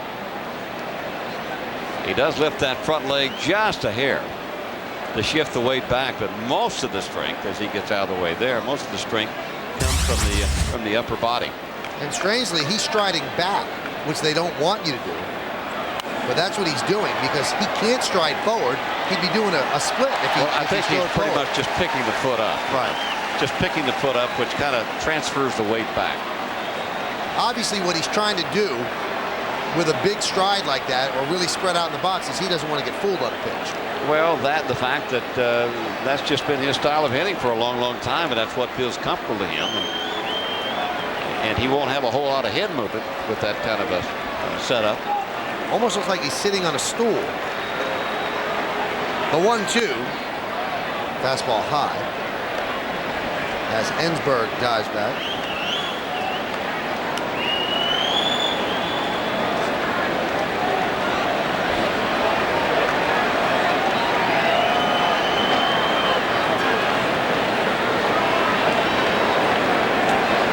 Like it would be tough on the knees.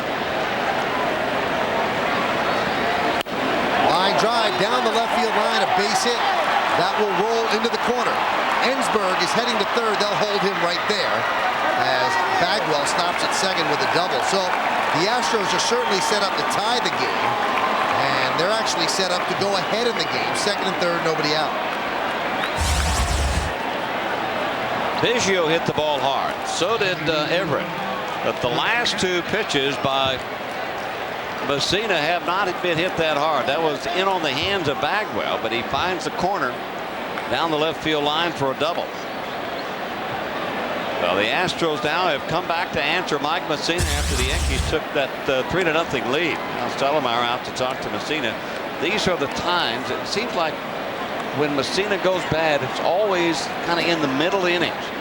And whether he loses a little bit off the fastball, or he loses his concentration, or whatever it is, it seems to snowball on him. And Bobby, it happens all of a sudden. It's so strange. Yeah. Because the first 5 innings, what could you find wrong about what he did? And then all of a sudden it just goes. He's thrown 85 pitches. The Astros, the first 5 innings, were 3 for 17. And here in the 6th inning, they're 4 for 4. 58 strikes, 27 balls for Mussina. So the Yankees have the infield back for Jeff Kent. They'll give up the tie. They don't want a ball snaking through the infield for a 2-run single. Swing and a miss. I would call Kent a professional hitter. He knows what he needs to do here. He knows that runner's down at third base. He knows all about Mike Mussina. And Jeff Kent has been talked about that he's not the kind of guy that you'd really like to have in a clubhouse. I mean, he doesn't fit in well. He's been known as a loner, but it's a pretty laid-back crew here in Houston. And he fits in nicely here. They like him. 6 straight 100 RBI seasons for Kent. He's on his way to another. He has 46. The MVP of the National League in 2000, 3-time All-Star, 6 consecutive 100 rib seasons, 263 home runs, 4th all-time in doubles. Those RBI seasons, 100 RBI seasons, hitting behind Barry Bonds and protecting him.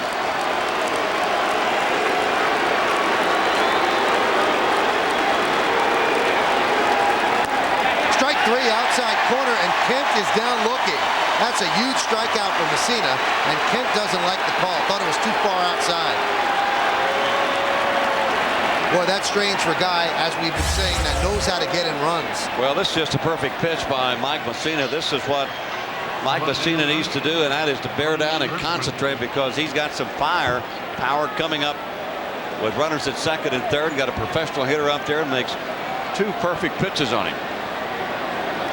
Well, they're going to intentionally walk Lance Berkman to load the bases. That sets up a force at any base. That gives you a couple of things. That gives you a little bit of a percentage that you can put in your favor, because you got a right-hander, a pitcher facing a right-handed batter. If you set up the force at any base, a ground ball, double play, you get out of the inning and can continue to keep the lead. And Mike Mussina would like to have any of those. Mussina with that big double play ball back in the 5th inning. He had not induced a ground ball double play in 10 starts. That was his first in 10 starts. Take another look at it. Well, that was Jeff Kent. This is the botched double play that allowed the Yankees to have a runner in scoring position with less than 2 outs. They went on and scored 3.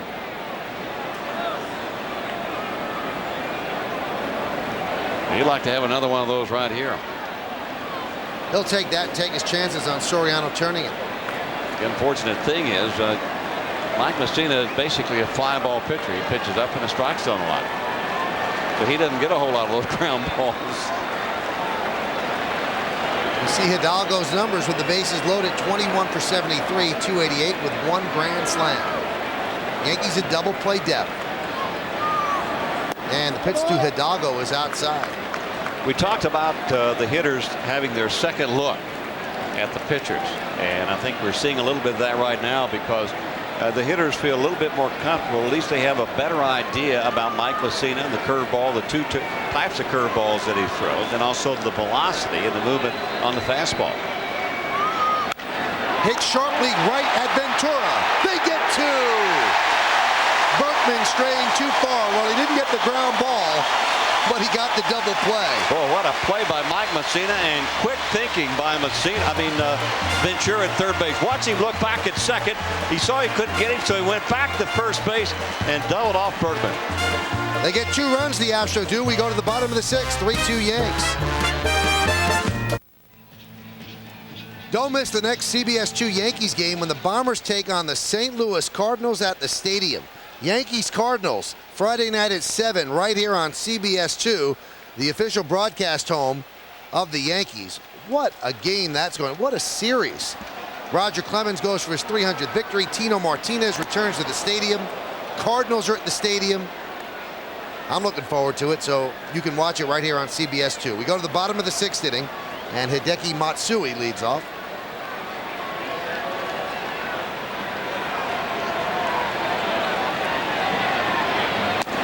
And there's a strike from Wade Miller. Well, in the top of the 6th inning, 2 runs on 4 hits for the Astros, and they left 2 because of the line out double play. That one's hit sharply inside first and down the right field line. Hidalgo falls down. Matsui goes for second. He'll have a double. Matsui swinging the bat much more aggressively and hitting the ball a lot harder. Ever since he's gotten his hands in the right position, as you see Hidalgo as he falls down trying to chase this hard ground ball past the first baseman down the right field line, right on that. That is perfect. Bagwell making a nice effort, but no chance. And Hidalgo slips down, can't come up with the baseball, so Matsui moves into second. Here's Ruben Sierra. He's 1 for 2. that one's fouled away. You take a look at the back of Ruben Sierra, it's kind of startling to see number 24. And the last Yankee to wear number 24 was Tino Martinez, who's coming back to the stadium on Friday. The Yankees have so very few numbers left to give out. They held out Tino's number for a couple of years, and Sierra came and said he wanted 24, so that's what he got. So when Tino returns on Friday, he'll see somebody wearing his uniform.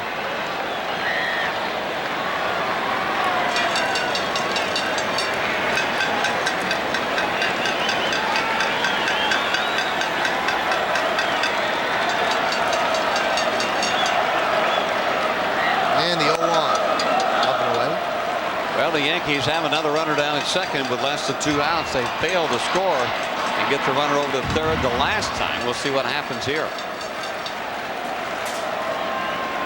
Matsui now beginning to drive the ball.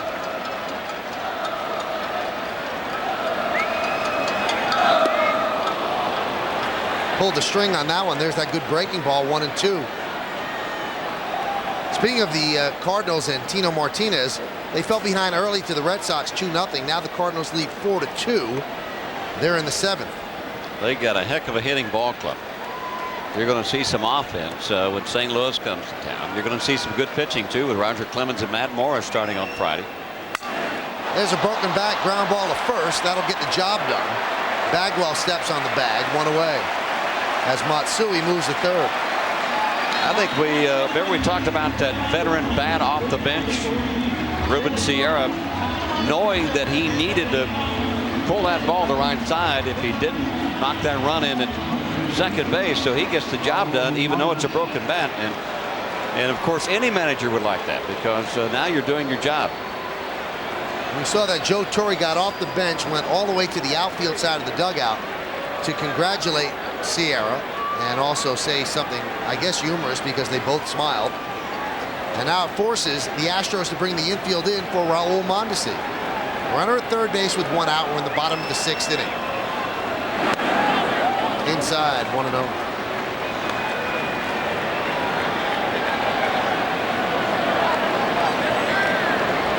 Mondesi grounded to third and struck out looking. Didn't like the call on the strikeout looking.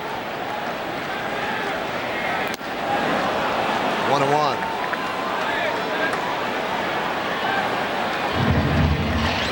You know, once you bring that infield in, I mean, there's so many different things that can happen that could be positive for you because a ground ball, just a routine ground ball in the right spot because the infield is pulled in, can produce a run and also a base hit. So the only time that you don't really drive that run in is if you hit it right at somebody.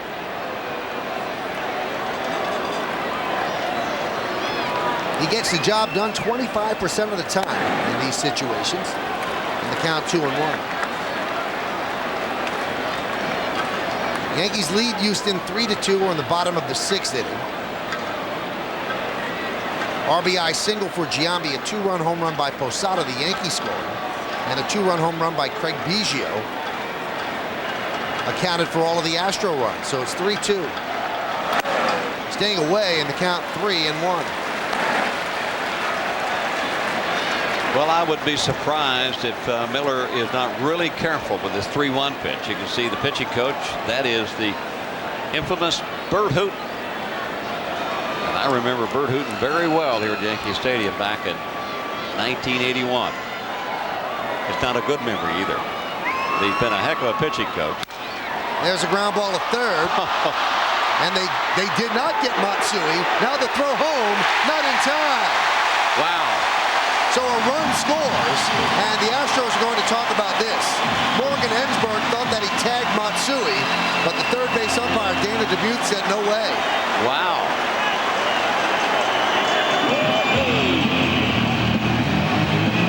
So that's a 5-3 out and an RBI in a very strange way. Well, let's see if we can't see it. Mondesi, and there's Ensberg. And he thinks that he touches Matsui. Matsui with a pretty good bend out of the way, and then he goes on to first base thinking that he has completed a double play, and Matsui scores easily. Another look at it, different angle. Did he or did he not touch him? I still can't tell from that angle there.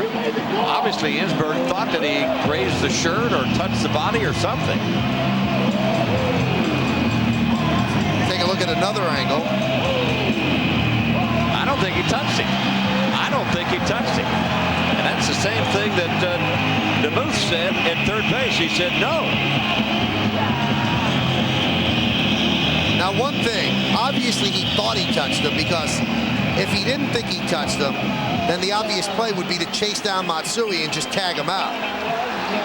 Yeah, because he's got him between third base and home. I mean, it's a rundown or. So in Ensberg's mind, he thought he touched him, and Jimmy Williams is not going to go easily on that play for sure.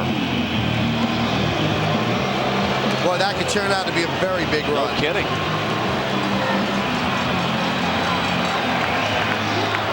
So Matsui plays the role of Gumby there, somehow avoiding that tag, and then heads up base running. He didn't think he was tagged because he did proceed home. Only one guy that knew it, and that was Dana DeMuth at third base. Here's Juan Rivera, foul back. Get a closer look. This is our crack crew blowing that up and seeing. Now that appeared. Did that appear that he may have touched him on the backside or just the back of the shirt? Still hard to see. I don't know. It really is. It's not conclusive at all. If he got him at all, he probably grazed him with the fingertips of the glove on the blouse of his shirt. But from the replays we saw, it didn't look like he got him. So there's a fly ball to right, put away there by Hidalgo, and a strange inning ends for the Yankees. Yankees get a run on one hit, no errors, and nobody left. We played 6 at the stadium. 4-2 Yankees lead.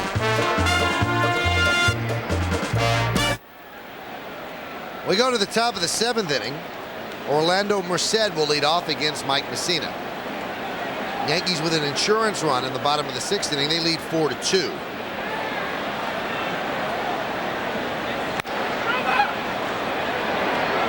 Ground ball foul outside of first. Take a look at the Ford game summary. 2-7-0 Astros, 4-7-0 Yankees. Biggio 1 for 3, a 2-run home run is 8th. Posada, a 2-run home run is 15th. Yankees have homered in 12 straight. Mussina's line, 6 innings, 7 hits, 2 runs, a walk, 6 strikeouts. Miller, 6 innings, 7 hits, 4 runs, 3 walks, and 3 strikeouts. And that was your Ford game summary, brought to you by your Tri-State Quality Ford store with the best-selling vehicles in America. Merced last time up had runners on first and second, nobody out, but banged into a 4-6-3 double play. And that's a rare occurrence for Mussina, but he's gotten 2 tonight, that one. And then Richard Hidalgo lined into one in the 6th inning.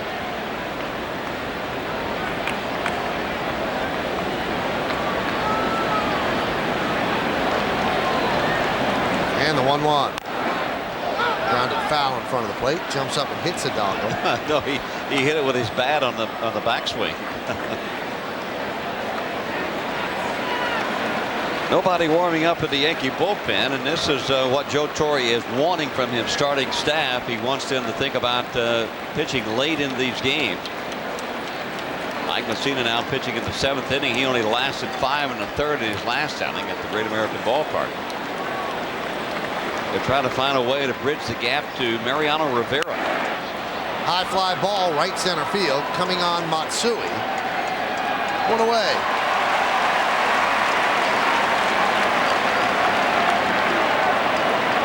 You know, one thing about that play at third base between Matsui and Ensberg, you have to give Matsui some credit, Bobby, because let's say he was just grazed on the bat. Well, he sold it to the umpire that he wasn't, because he took off for home right after the attack. Obviously, I think Matsui didn't think that he was touched. That's the reason he took off for home. I mean, he sold it well to DeMuth, and that may have played a part in DeMuth's decision, that the fact that Matsui took off. But he's saying now that I don't think, he said I wasn't touched. I'm sure Matsui didn't think that he was touched. So either he made a great play getting out of the way and not being touched, or he's an unbelievable actor who was touched and then just took off and tried to sell the call. Well, just take your pick. Absolutely. He did something right. Either way, he scored a run. That's the most important thing. And an important run. That one is driven out to right field, giving chase is Mondesi on the run. It's over his head. One hop up against the wall. Ausmus goes for two. Here's the throw. Double.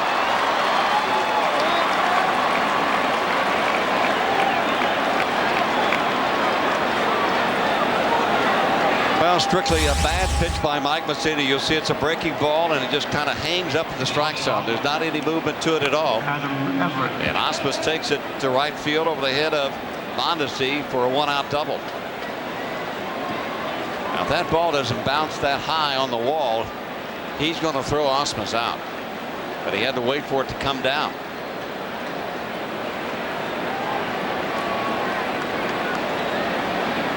Ausmus was thinking double right out of the box. That's why he was able to get there. Well, I think anytime you're at Yankee Stadium and the ball goes over the right fielder's head, you're thinking extra bases. At least two, maybe three. But you also got to respect, and everybody in the National League along the American League knows about Mondesi's arm. You see he turns on the speed right at the last second. Well, Mel Stoudemire, after that double, goes out and talks with Mussina. And that serves two purposes. One, to talk with Mussina. Two, to get the bullpen up, and that's exactly what happened. Antonio Osuna, the right-hander. Chris Hammond, the left-hander. Mussina at 101 pitches, 67 strikes. And the pitch to Adam Everett. There's a strike. Good pitch on the outside corner. Good to see that Mussina came back with a breaking ball, because it was the hanging breaking ball. You see Hammond and Osuna warming up for the Yankees, but he came back with a breaking ball right after he had hung the one to Ausmus, and he threw a good one. He broke it off really nice. He's got that good sharp break to it. There he paints a fastball on the outside corner, 0-2. Coming into this game, Mike Mussina on 0-2 counts. The hitter's hitting only .98 against him. So he has been able to put him away.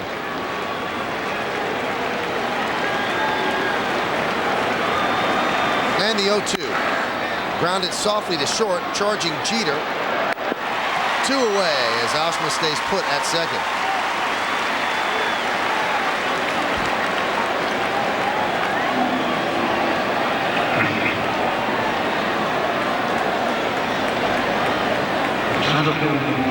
So Everett's now 2 for 3, and Mussina has to deal with Craig Biggio.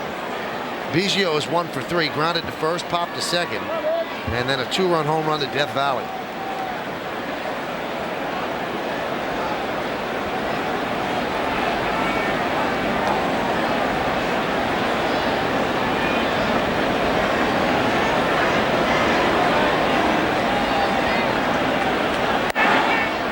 Pitch is outside, 1-0. This is Biggio's 16th consecutive season with the Astros. They did extend his contract to 2004, but he wanted a multi-year contract, and I think the Astros were a little reluctant to give him a long-term deal. And now he's pretty much playing and continues to show them what he can or cannot do. I mean, he's been such a big important part of this Astro franchise for such a long time. As I mentioned, this is his 16th year, and he's done so many things, you know, about moving from catcher to second. Now that Ken is here, moving from second to the outfield. Still doing a nice job. Funny thing, Bobby, is they tried to talk with him before they signed Kent, but everything was so quick, and they had to get Kent's name on a contract. They couldn't get a hold of Biggio. He was unreachable, so they just did the deal. Biggio's resume impressive: 7-time All-Star, 4-time Gold Glove winner, and the Astros leader in hits and games played. And he wanted that extension because, yeah, hey, if I'm moving to center, how about a couple more years?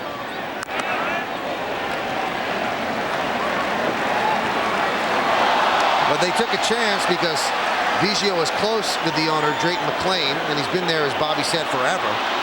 And they wanted to give him the courtesy of telling him, well, what do you think about moving to center? But they couldn't wait. I don't understand where he could have been where a cell phone wasn't working. But they could not get a hold of Biggio, and they went ahead with the Kent signing.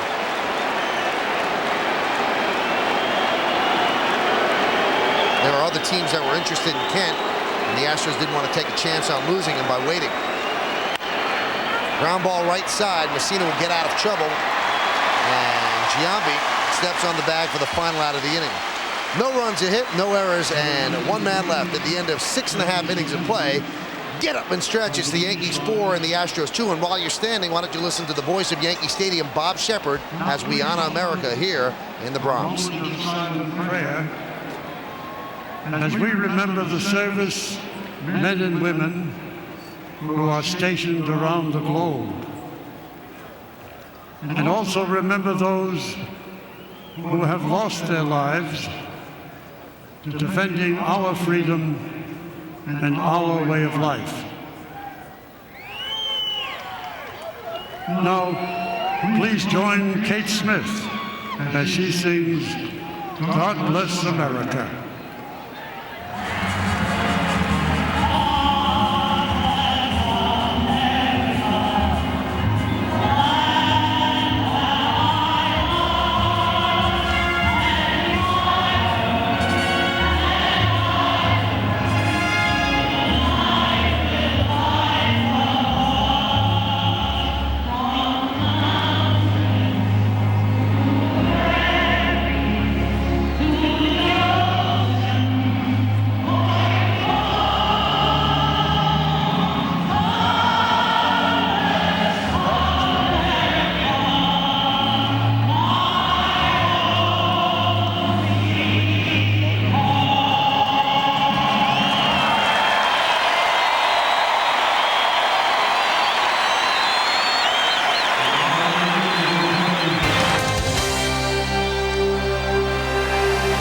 Yankee fans hoping that their team snaps out of its malaise, and right now things going well as the Yankees lead 4-2, and Alfonso Soriano leads off against Wade Miller.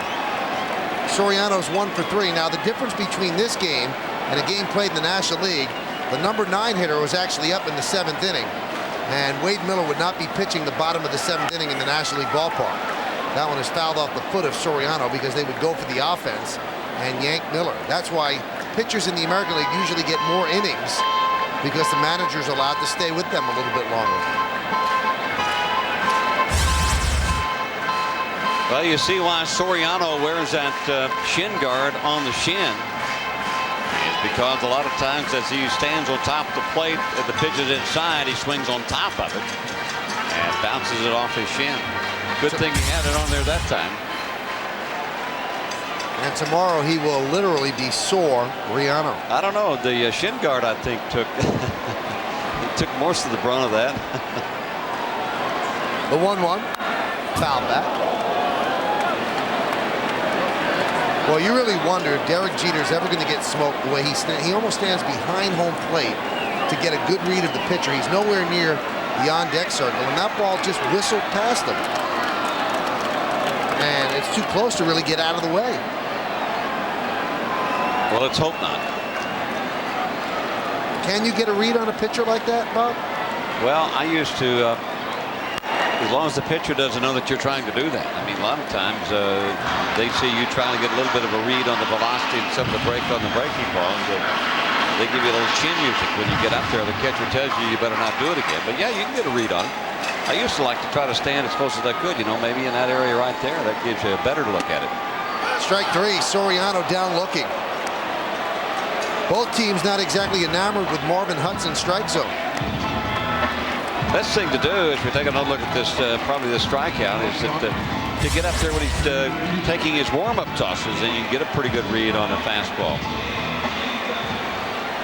Normally a pitch that Soriano would never take, especially a pitch that's low and inside. That's where he likes it.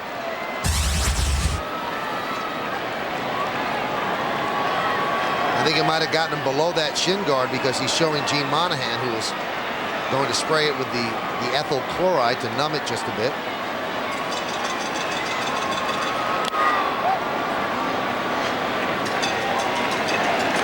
He may have been afraid to swing another one low and inside, thinking that he could possibly foul it off his shin once again.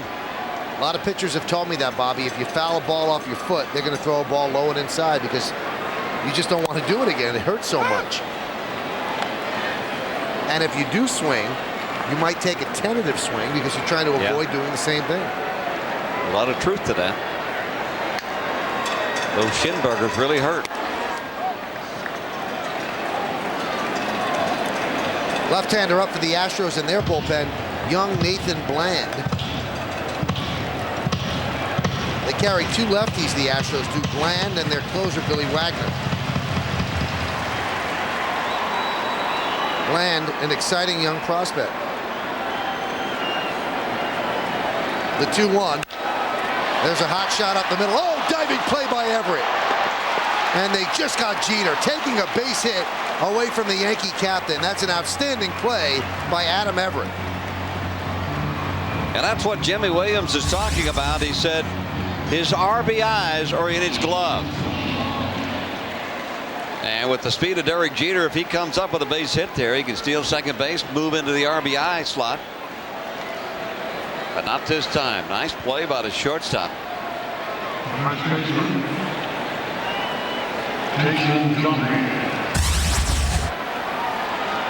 There's a lot to be said about that. I mean, you've got guys that can knock in runs, but you've also got guys that can save a lot of runs with their glove. So Jeter is now 0 for 3 of the walk today. His struggles continue. 3 for his last 22, 9 for his last 43. Hits the Giambi's outside. Jeter took extra batting practice today to try to see if he couldn't find something or at least get that stroke back. But he hit that ball hard. That's all you can do when you go to the plate, is to hit the ball hard. You can't really a lot of times control where the ball's going to go. You just don't want to fall into that atom ball syndrome too much.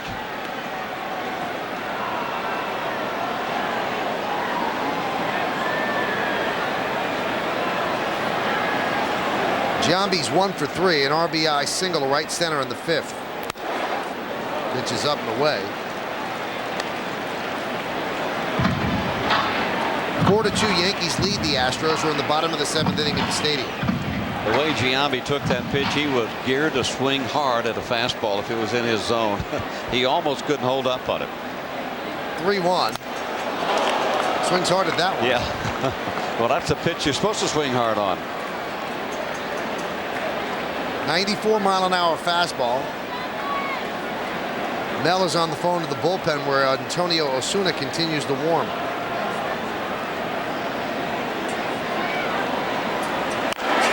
Grounded foul.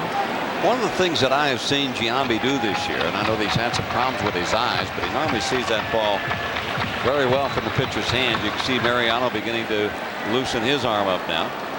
Is that when he is ahead in the count, he will swing through a lot of those 3-1 fastballs, you know, that are right down the middle. 3-2. He struck him out. Impressive inning for Wade Miller. Strikes out 2, gets the Yankees in order, and has a great defensive play by Adam Everett. Nasty low fastball. We go to the 8th. Yankees 4, Astros CBS 2.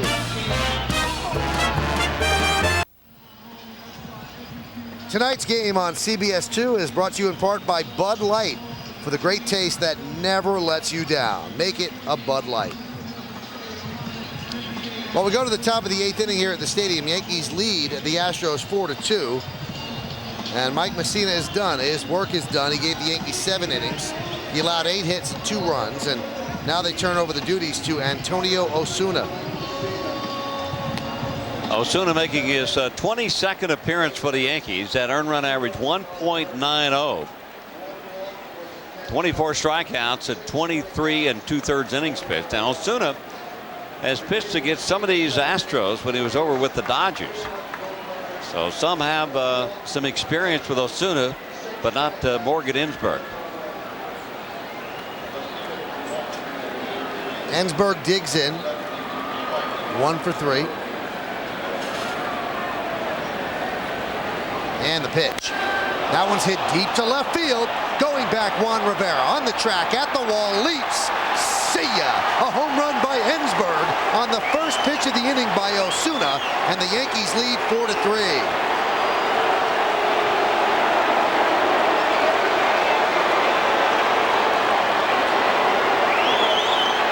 In the last 6 games, Ensberg has 6 home runs.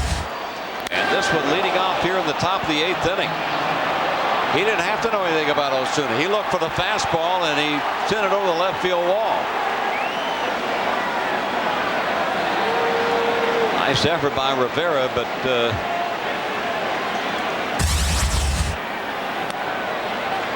pitch to Bagwell's outside. Well, in case you joined us late, Yankees have a different bullpen tonight. They released Juan Acevedo, gave up that big home run to Eric Karros on the first pitch that he threw Karros on Saturday, and then gave up a couple of runs on Sunday night.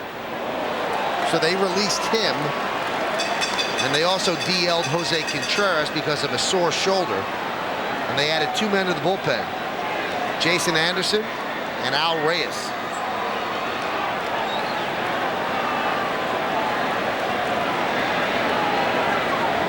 One to Bagwell. Line drive right at Jeter.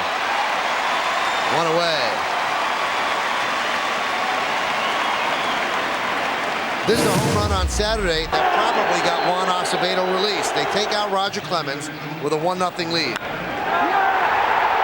But I think the significance about that is Posada had his target low and away, and Acevedo threw the ball up and in on Karros.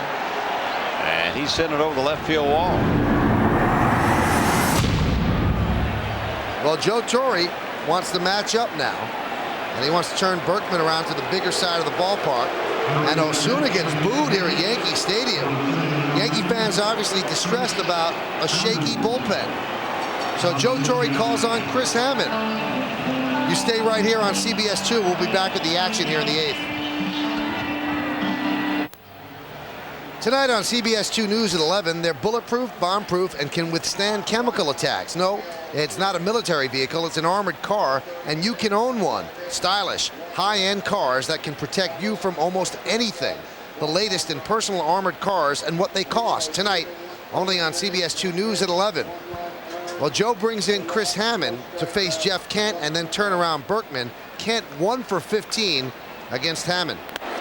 And there's a strike. I think also that the 2 pitches that Osuna threw in this appearance by him were hit hard. One for a home run, one for a line drive out. So I think Joe Torre wanted to give the Astros a different look, which Hammond will give. And also he's taking in consideration his dominance of Jeff Kent over the years. But you come in, Osuna threw 2 fastballs. They were right on those fastballs and hit them hard. And now Hammond has that good changeup. He'll give him another look. Only a double in 15 tries against Chris Hammond. And the home run Osuna allowed, first home run he's allowed this year. And also the first home run he's allowed since July 6th of last year. Ellis Burks hit a home run while Osuna was with the White Sox.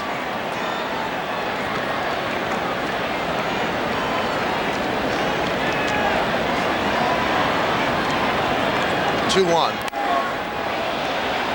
Fouled away. And you know that Jeff Kent knows he's 1 for 15 against Hammond. He knows that for sure. And when you walk into a situation like this from a hitter that's only 1 for 15 off a certain pitcher, I mean, you're already, you know, your attitude is not that good because he's gotten you out handily. So you just don't feel that comfortable. He's 1 for 16 if that play is made. Popped up in the infield. Here comes Ventura, and he'll make the play in foul territory for the second out of the inning. Jeff Kent darn near interfered with 2 guys. He certainly interfered with Jorge Posada. Posada needed to push him out of the way, and then all of a sudden it looked like he was right in front of Robin Ventura. You know, Robin comes in, and if he can get it, that would be a better play for Robin, which he does. You can see him calling for it. Kent just now getting out of the way. Look at him. He's interfering with Posada. All Posada has to do is push him out of the way. I don't think Jorge could have made that play because Kent was interfering with him. And that ball was very close to being fair. I'm surprised that Kent just stood there and didn't run to first. So here's Berkman. They turn him around to his weaker right-handed side. And he swings and misses at a change.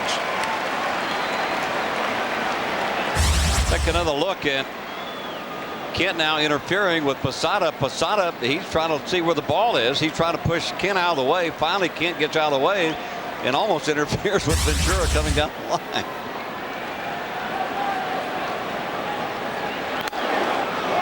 Well, Ventura came over 90 feet. He made that play right around home plate. And he was obviously playing behind third for the power hitting Kent, like he's playing right now for Berkman. Yeah, Berkman from the right side, even though he's a switch hitter, that is his weakest side. In fact, he was going so bad, as we mentioned early in the month of April, that he was thinking about not even hitting right-handed. And then he finally got it going, and he's starting to make better contact over there. Tavio Dotel warming for the Astros in their bullpen. He is to the Astros and Billy Wagner what Mariano Rivera was to the Yankees and John Wetland in '96.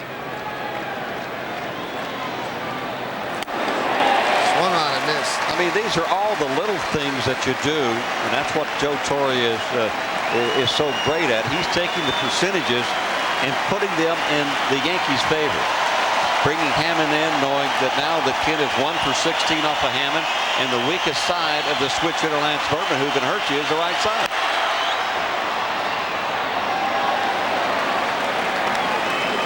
We're in the top of the 8th inning. Yankees lead the Astros 4-3. 4-7-0 for the Yanks, 3-9-0 for the Astros. First game of 3 between these two teams for an interleague matchup here at the stadium.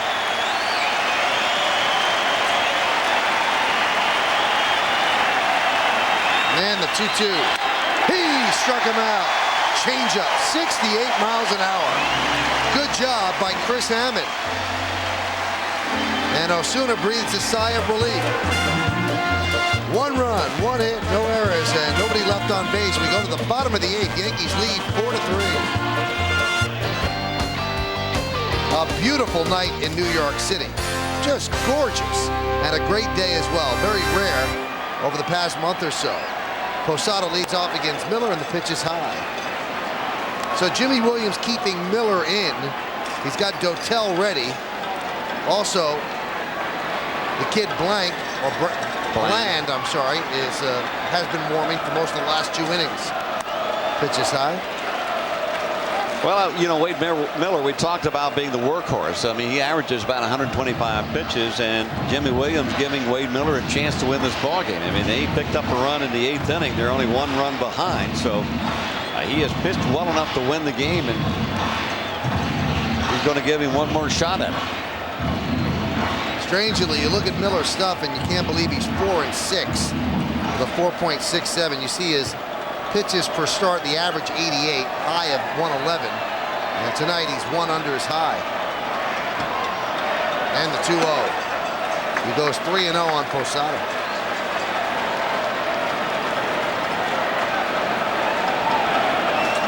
The left-hander Ventura due up next, and I think that Bland is going to come in and face Ventura. So a walk to Posada, his 2nd walk tonight. And here comes Jimmy Williams. And Williams signals to the bullpen. So he wanted to give Miller the opportunity to get through the 8th and then be the recipient if they got some runs in the 9th. But that is not going to be the case. So there's no way that Miller can win this game. He can only lose it. So Jimmy Williams calls on the youngster Nathan Bland. Bland makes his way in from the bullpen. Miller makes his way into the dugout. And we will make our way to a commercial. You got to stay right here on CBS 2. We got more baseball. Yankees lead 4-3. Well, fans, don't miss Thursday afternoon, June 19th at Yankee Stadium. The first 18,000 fans 14 and under in attendance will receive a Jason Giambi bobblehead doll courtesy of Hormel and Land O'Lakes. For tickets, all you have to do is visit the stadium ticket window. Yankees clubhouse shops. Call Ticketmaster 212-307-1212 or log on to Yankees.com.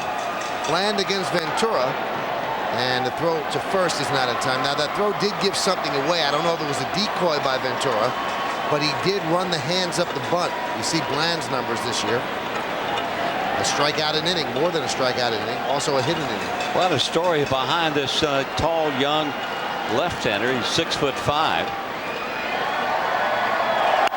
Ventura does bunt. It's a beauty, gets the job done. And the out is made at first. So the sacrifice successful, 1-3. And we've seen Robin Ventura now called upon to do that a couple of times, and he has been successful both times. This one off of a pretty tough left-hander, and you You want to bunt the ball towards the first base side. You can see how far that third baseman is coming down on Ventura. So that allows him to make a perfect sacrifice to move Posada into scoring position. He is becoming their designated sacrifice bunter. He has 3 of the Yankees' 8 sack bunts this year. Here's Matsui against Bland. And that one gets past Ausmus all the way to the backstop as Posada advances the third. Now the Astros will have to bring the infield in. Bland signed back in 1993. We'll take a look at this wild pitch by Bland. But twice he has had elbow reconstruction surgery, better known as Tommy John surgery, and thought his career was down the drain. And the Mets actually picked him up. A scout saw him pitching in the Mets AA system and picked him up and said he had a nice smooth delivery and his fastball is pretty good. There's a line drive to center field, a base hit for Matsui, an RBI single. Posada scores, and the Yankees get a big insurance run. They lead 5-3. That's the third hit of the night for Matsui. Well, what were we talking about, Michael, about fundamental baseball? Yankees get a leadoff walk. They sacrifice him to second base. A wild pitch provided by Bland, and then a base hit by Matsui gives the Yankees an insurance run. Pretty much how you do it. 4th 3-hit game of the season for Matsui. Robin Ventura gets a sac fly out of it and the satisfaction to know he was right in the middle of the way it's supposed to be played. Here's Ruben Sierra, 1 for 3, and he turns around to the right side against the lefty Bland. There's a strike. Bland's got a pretty good curveball and an off-speed pitch and is able to throw those 2 pitches for strikes. And as I mentioned, twice he's had elbow construction surgery, and he also gets his fastball up around the 90s now.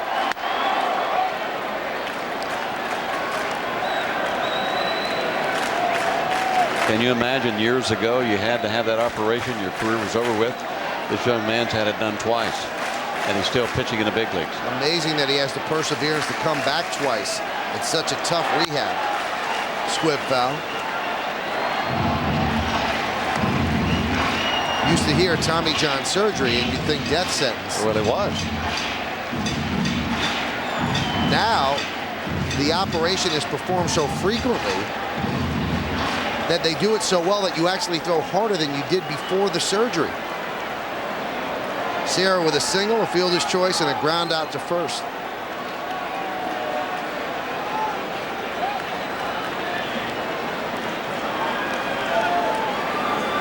Right now I would be looking personally for something to make my bat speed a little bit quicker. Pretty slow at this point. I bet. No surgery for that. No.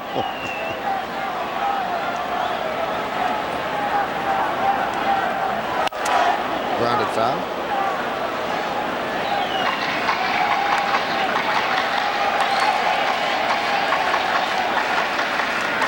Yankees 5-3 over the Astros. First game of a 3-game set. Wade Miller watching. That run that scored was his.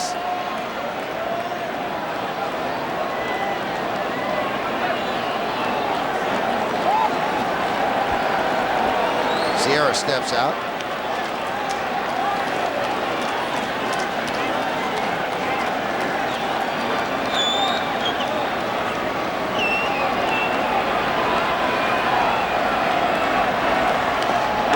Another breaking ball, good block by Ausmus, and the count levels at 2-2.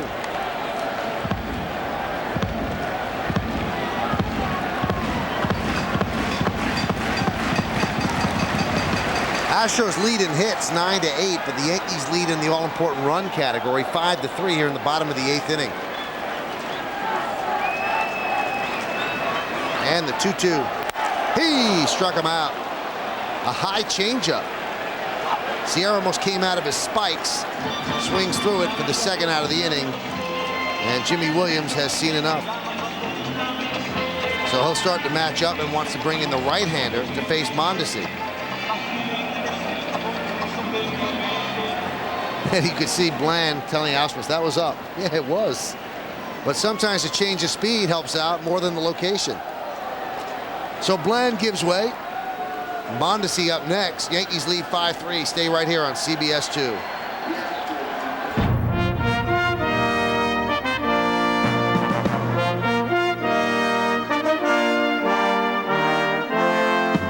The New York Yankees, the world's most successful sports franchise, are celebrating their historic 100th anniversary in 2003.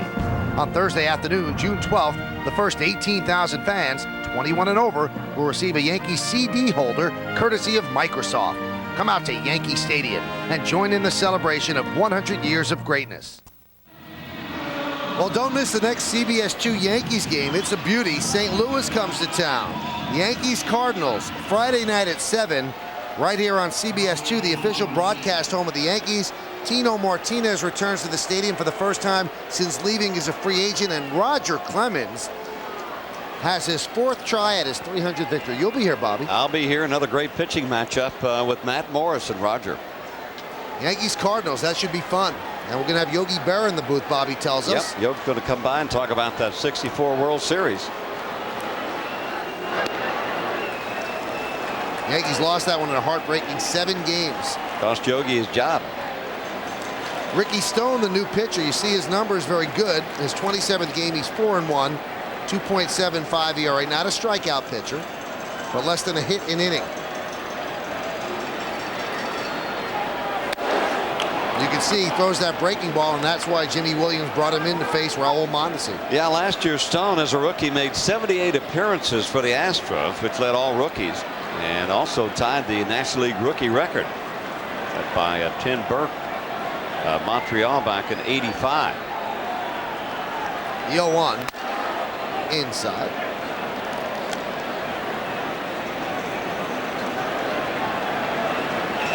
Mariano Rivera is ready, and he will come in to try to close it out in the 9th. Haven't seen that sight in a long time. The Yankees are looking to try to make that an everyday occurrence with Mariano out there warming up. Ground ball left side, grabbed by Ensberg. He fires to second, and that'll do it to finish the 8th inning. But the Yankees get a very big insurance run. 1 run, 1 hit, 1 left. We go to the 9th. Rivera will come on to try to close it out. Well, it's time to take a look at tonight's play of the game, which is brought to you by Continental Airlines. And what a play it was. Matsui on at third base. That in the 6th inning, a hard shot by Mondesi, avoiding the tag somehow, and coming on to score a run, extending the lead of the Yankees. And Jimmy Williams didn't like that call. He thought that Ensberg had made the tag on Matsui. A good acting play, or actually Matsui thought he wasn't touched. And that was the play of the game, brought to you by Continental Airlines. Continental, work hard, fly right. Yankees turn it over to Mariano Rivera. You see his numbers, just 5 saves. They don't even get a chance to use them because they don't have that many leads. And he will face Hidalgo, Murcer, and Ausmus here in the 9th inning. Yankees lead 5-3.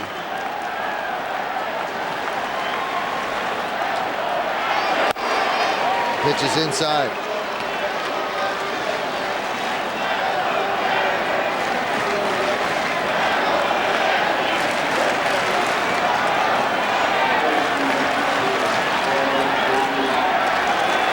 To Hidalgo, inside, 2-0. And you wonder, with all the amount of work that Mariano hasn't had, how effective he is with his control. He's always had impeccable control. But you know, when you don't work on a regular basis, in that closer spot, you never know. I mean, sometimes you can pitch 5 games in a row and you can go a week or 10 days without ever having a chance to get in the game. And Mariano's been doing it for so long, been the best in the business. Foul back. The entire Yankees, or should I say Astros roster, has a combined 1 for 17 against Rivera. Some have been the American League, guy like Kent, an interleague play last year, so it all comes out to 1 for 17.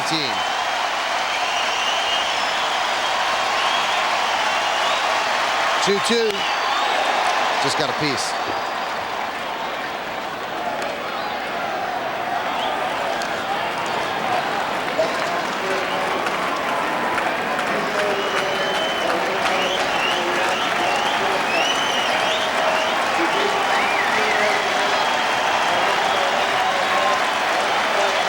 2-2. Strike 3. Hidalgo down looking. 1 away. Now they're 1 for 18. What a great pitch by Mariano Rivera. You can see he starts a little bit inside, and the cutter cuts over the plate as Hidalgo will give up on it. Watch him give up on it, and you see the ball dart back over the inside part of the plate.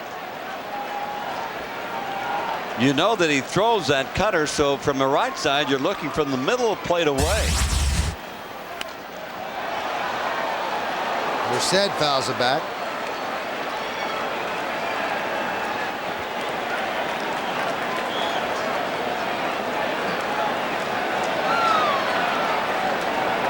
The only hit of the 1 for 18 came off the bat of Jeff Kent.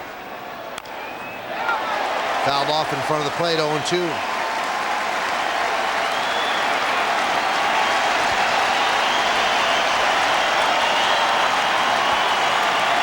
Kyle looking for the strikeout. Mariano told me, I don't go for strikeouts anymore. I just want them to hit the ball. It counts the same. And the 0-2. He struck him out. Got it anyway. 2 down, 1 away.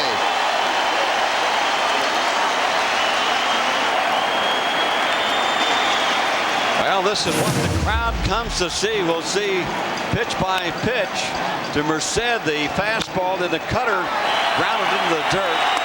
And in the swing and the miss on that cutter inside. From the left side, he just ties those hands up. Greg Zahn pinch hits for Brad Ausmus. He's 0 for 5 against Rivera. And the pitch is inside.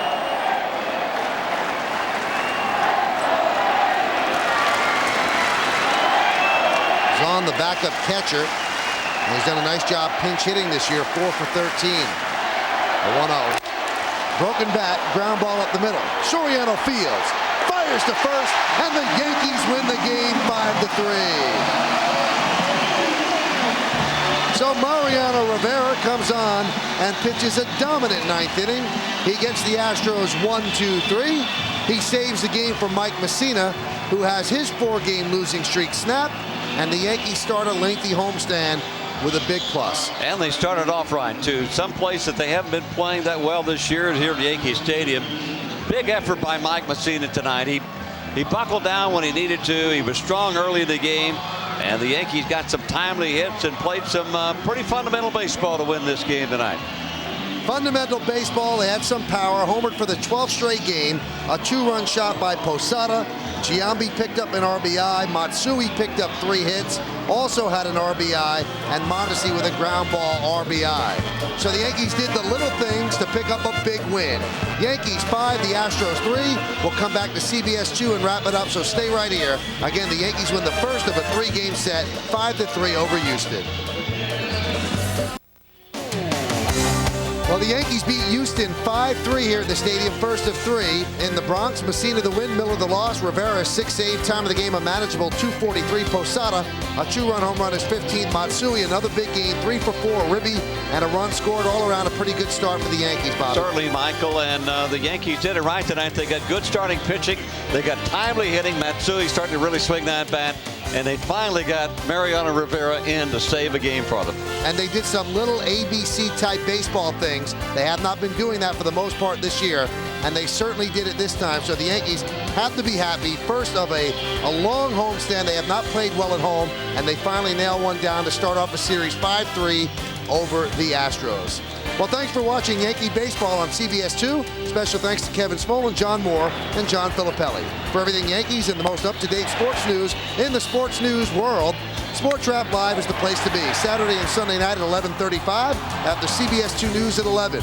And you got to see the next CBS 2 Yankees game when the Cardinals come to town. That's Friday night at 7 right here on CBS 2 as Roger Clemens goes for his 300th victory.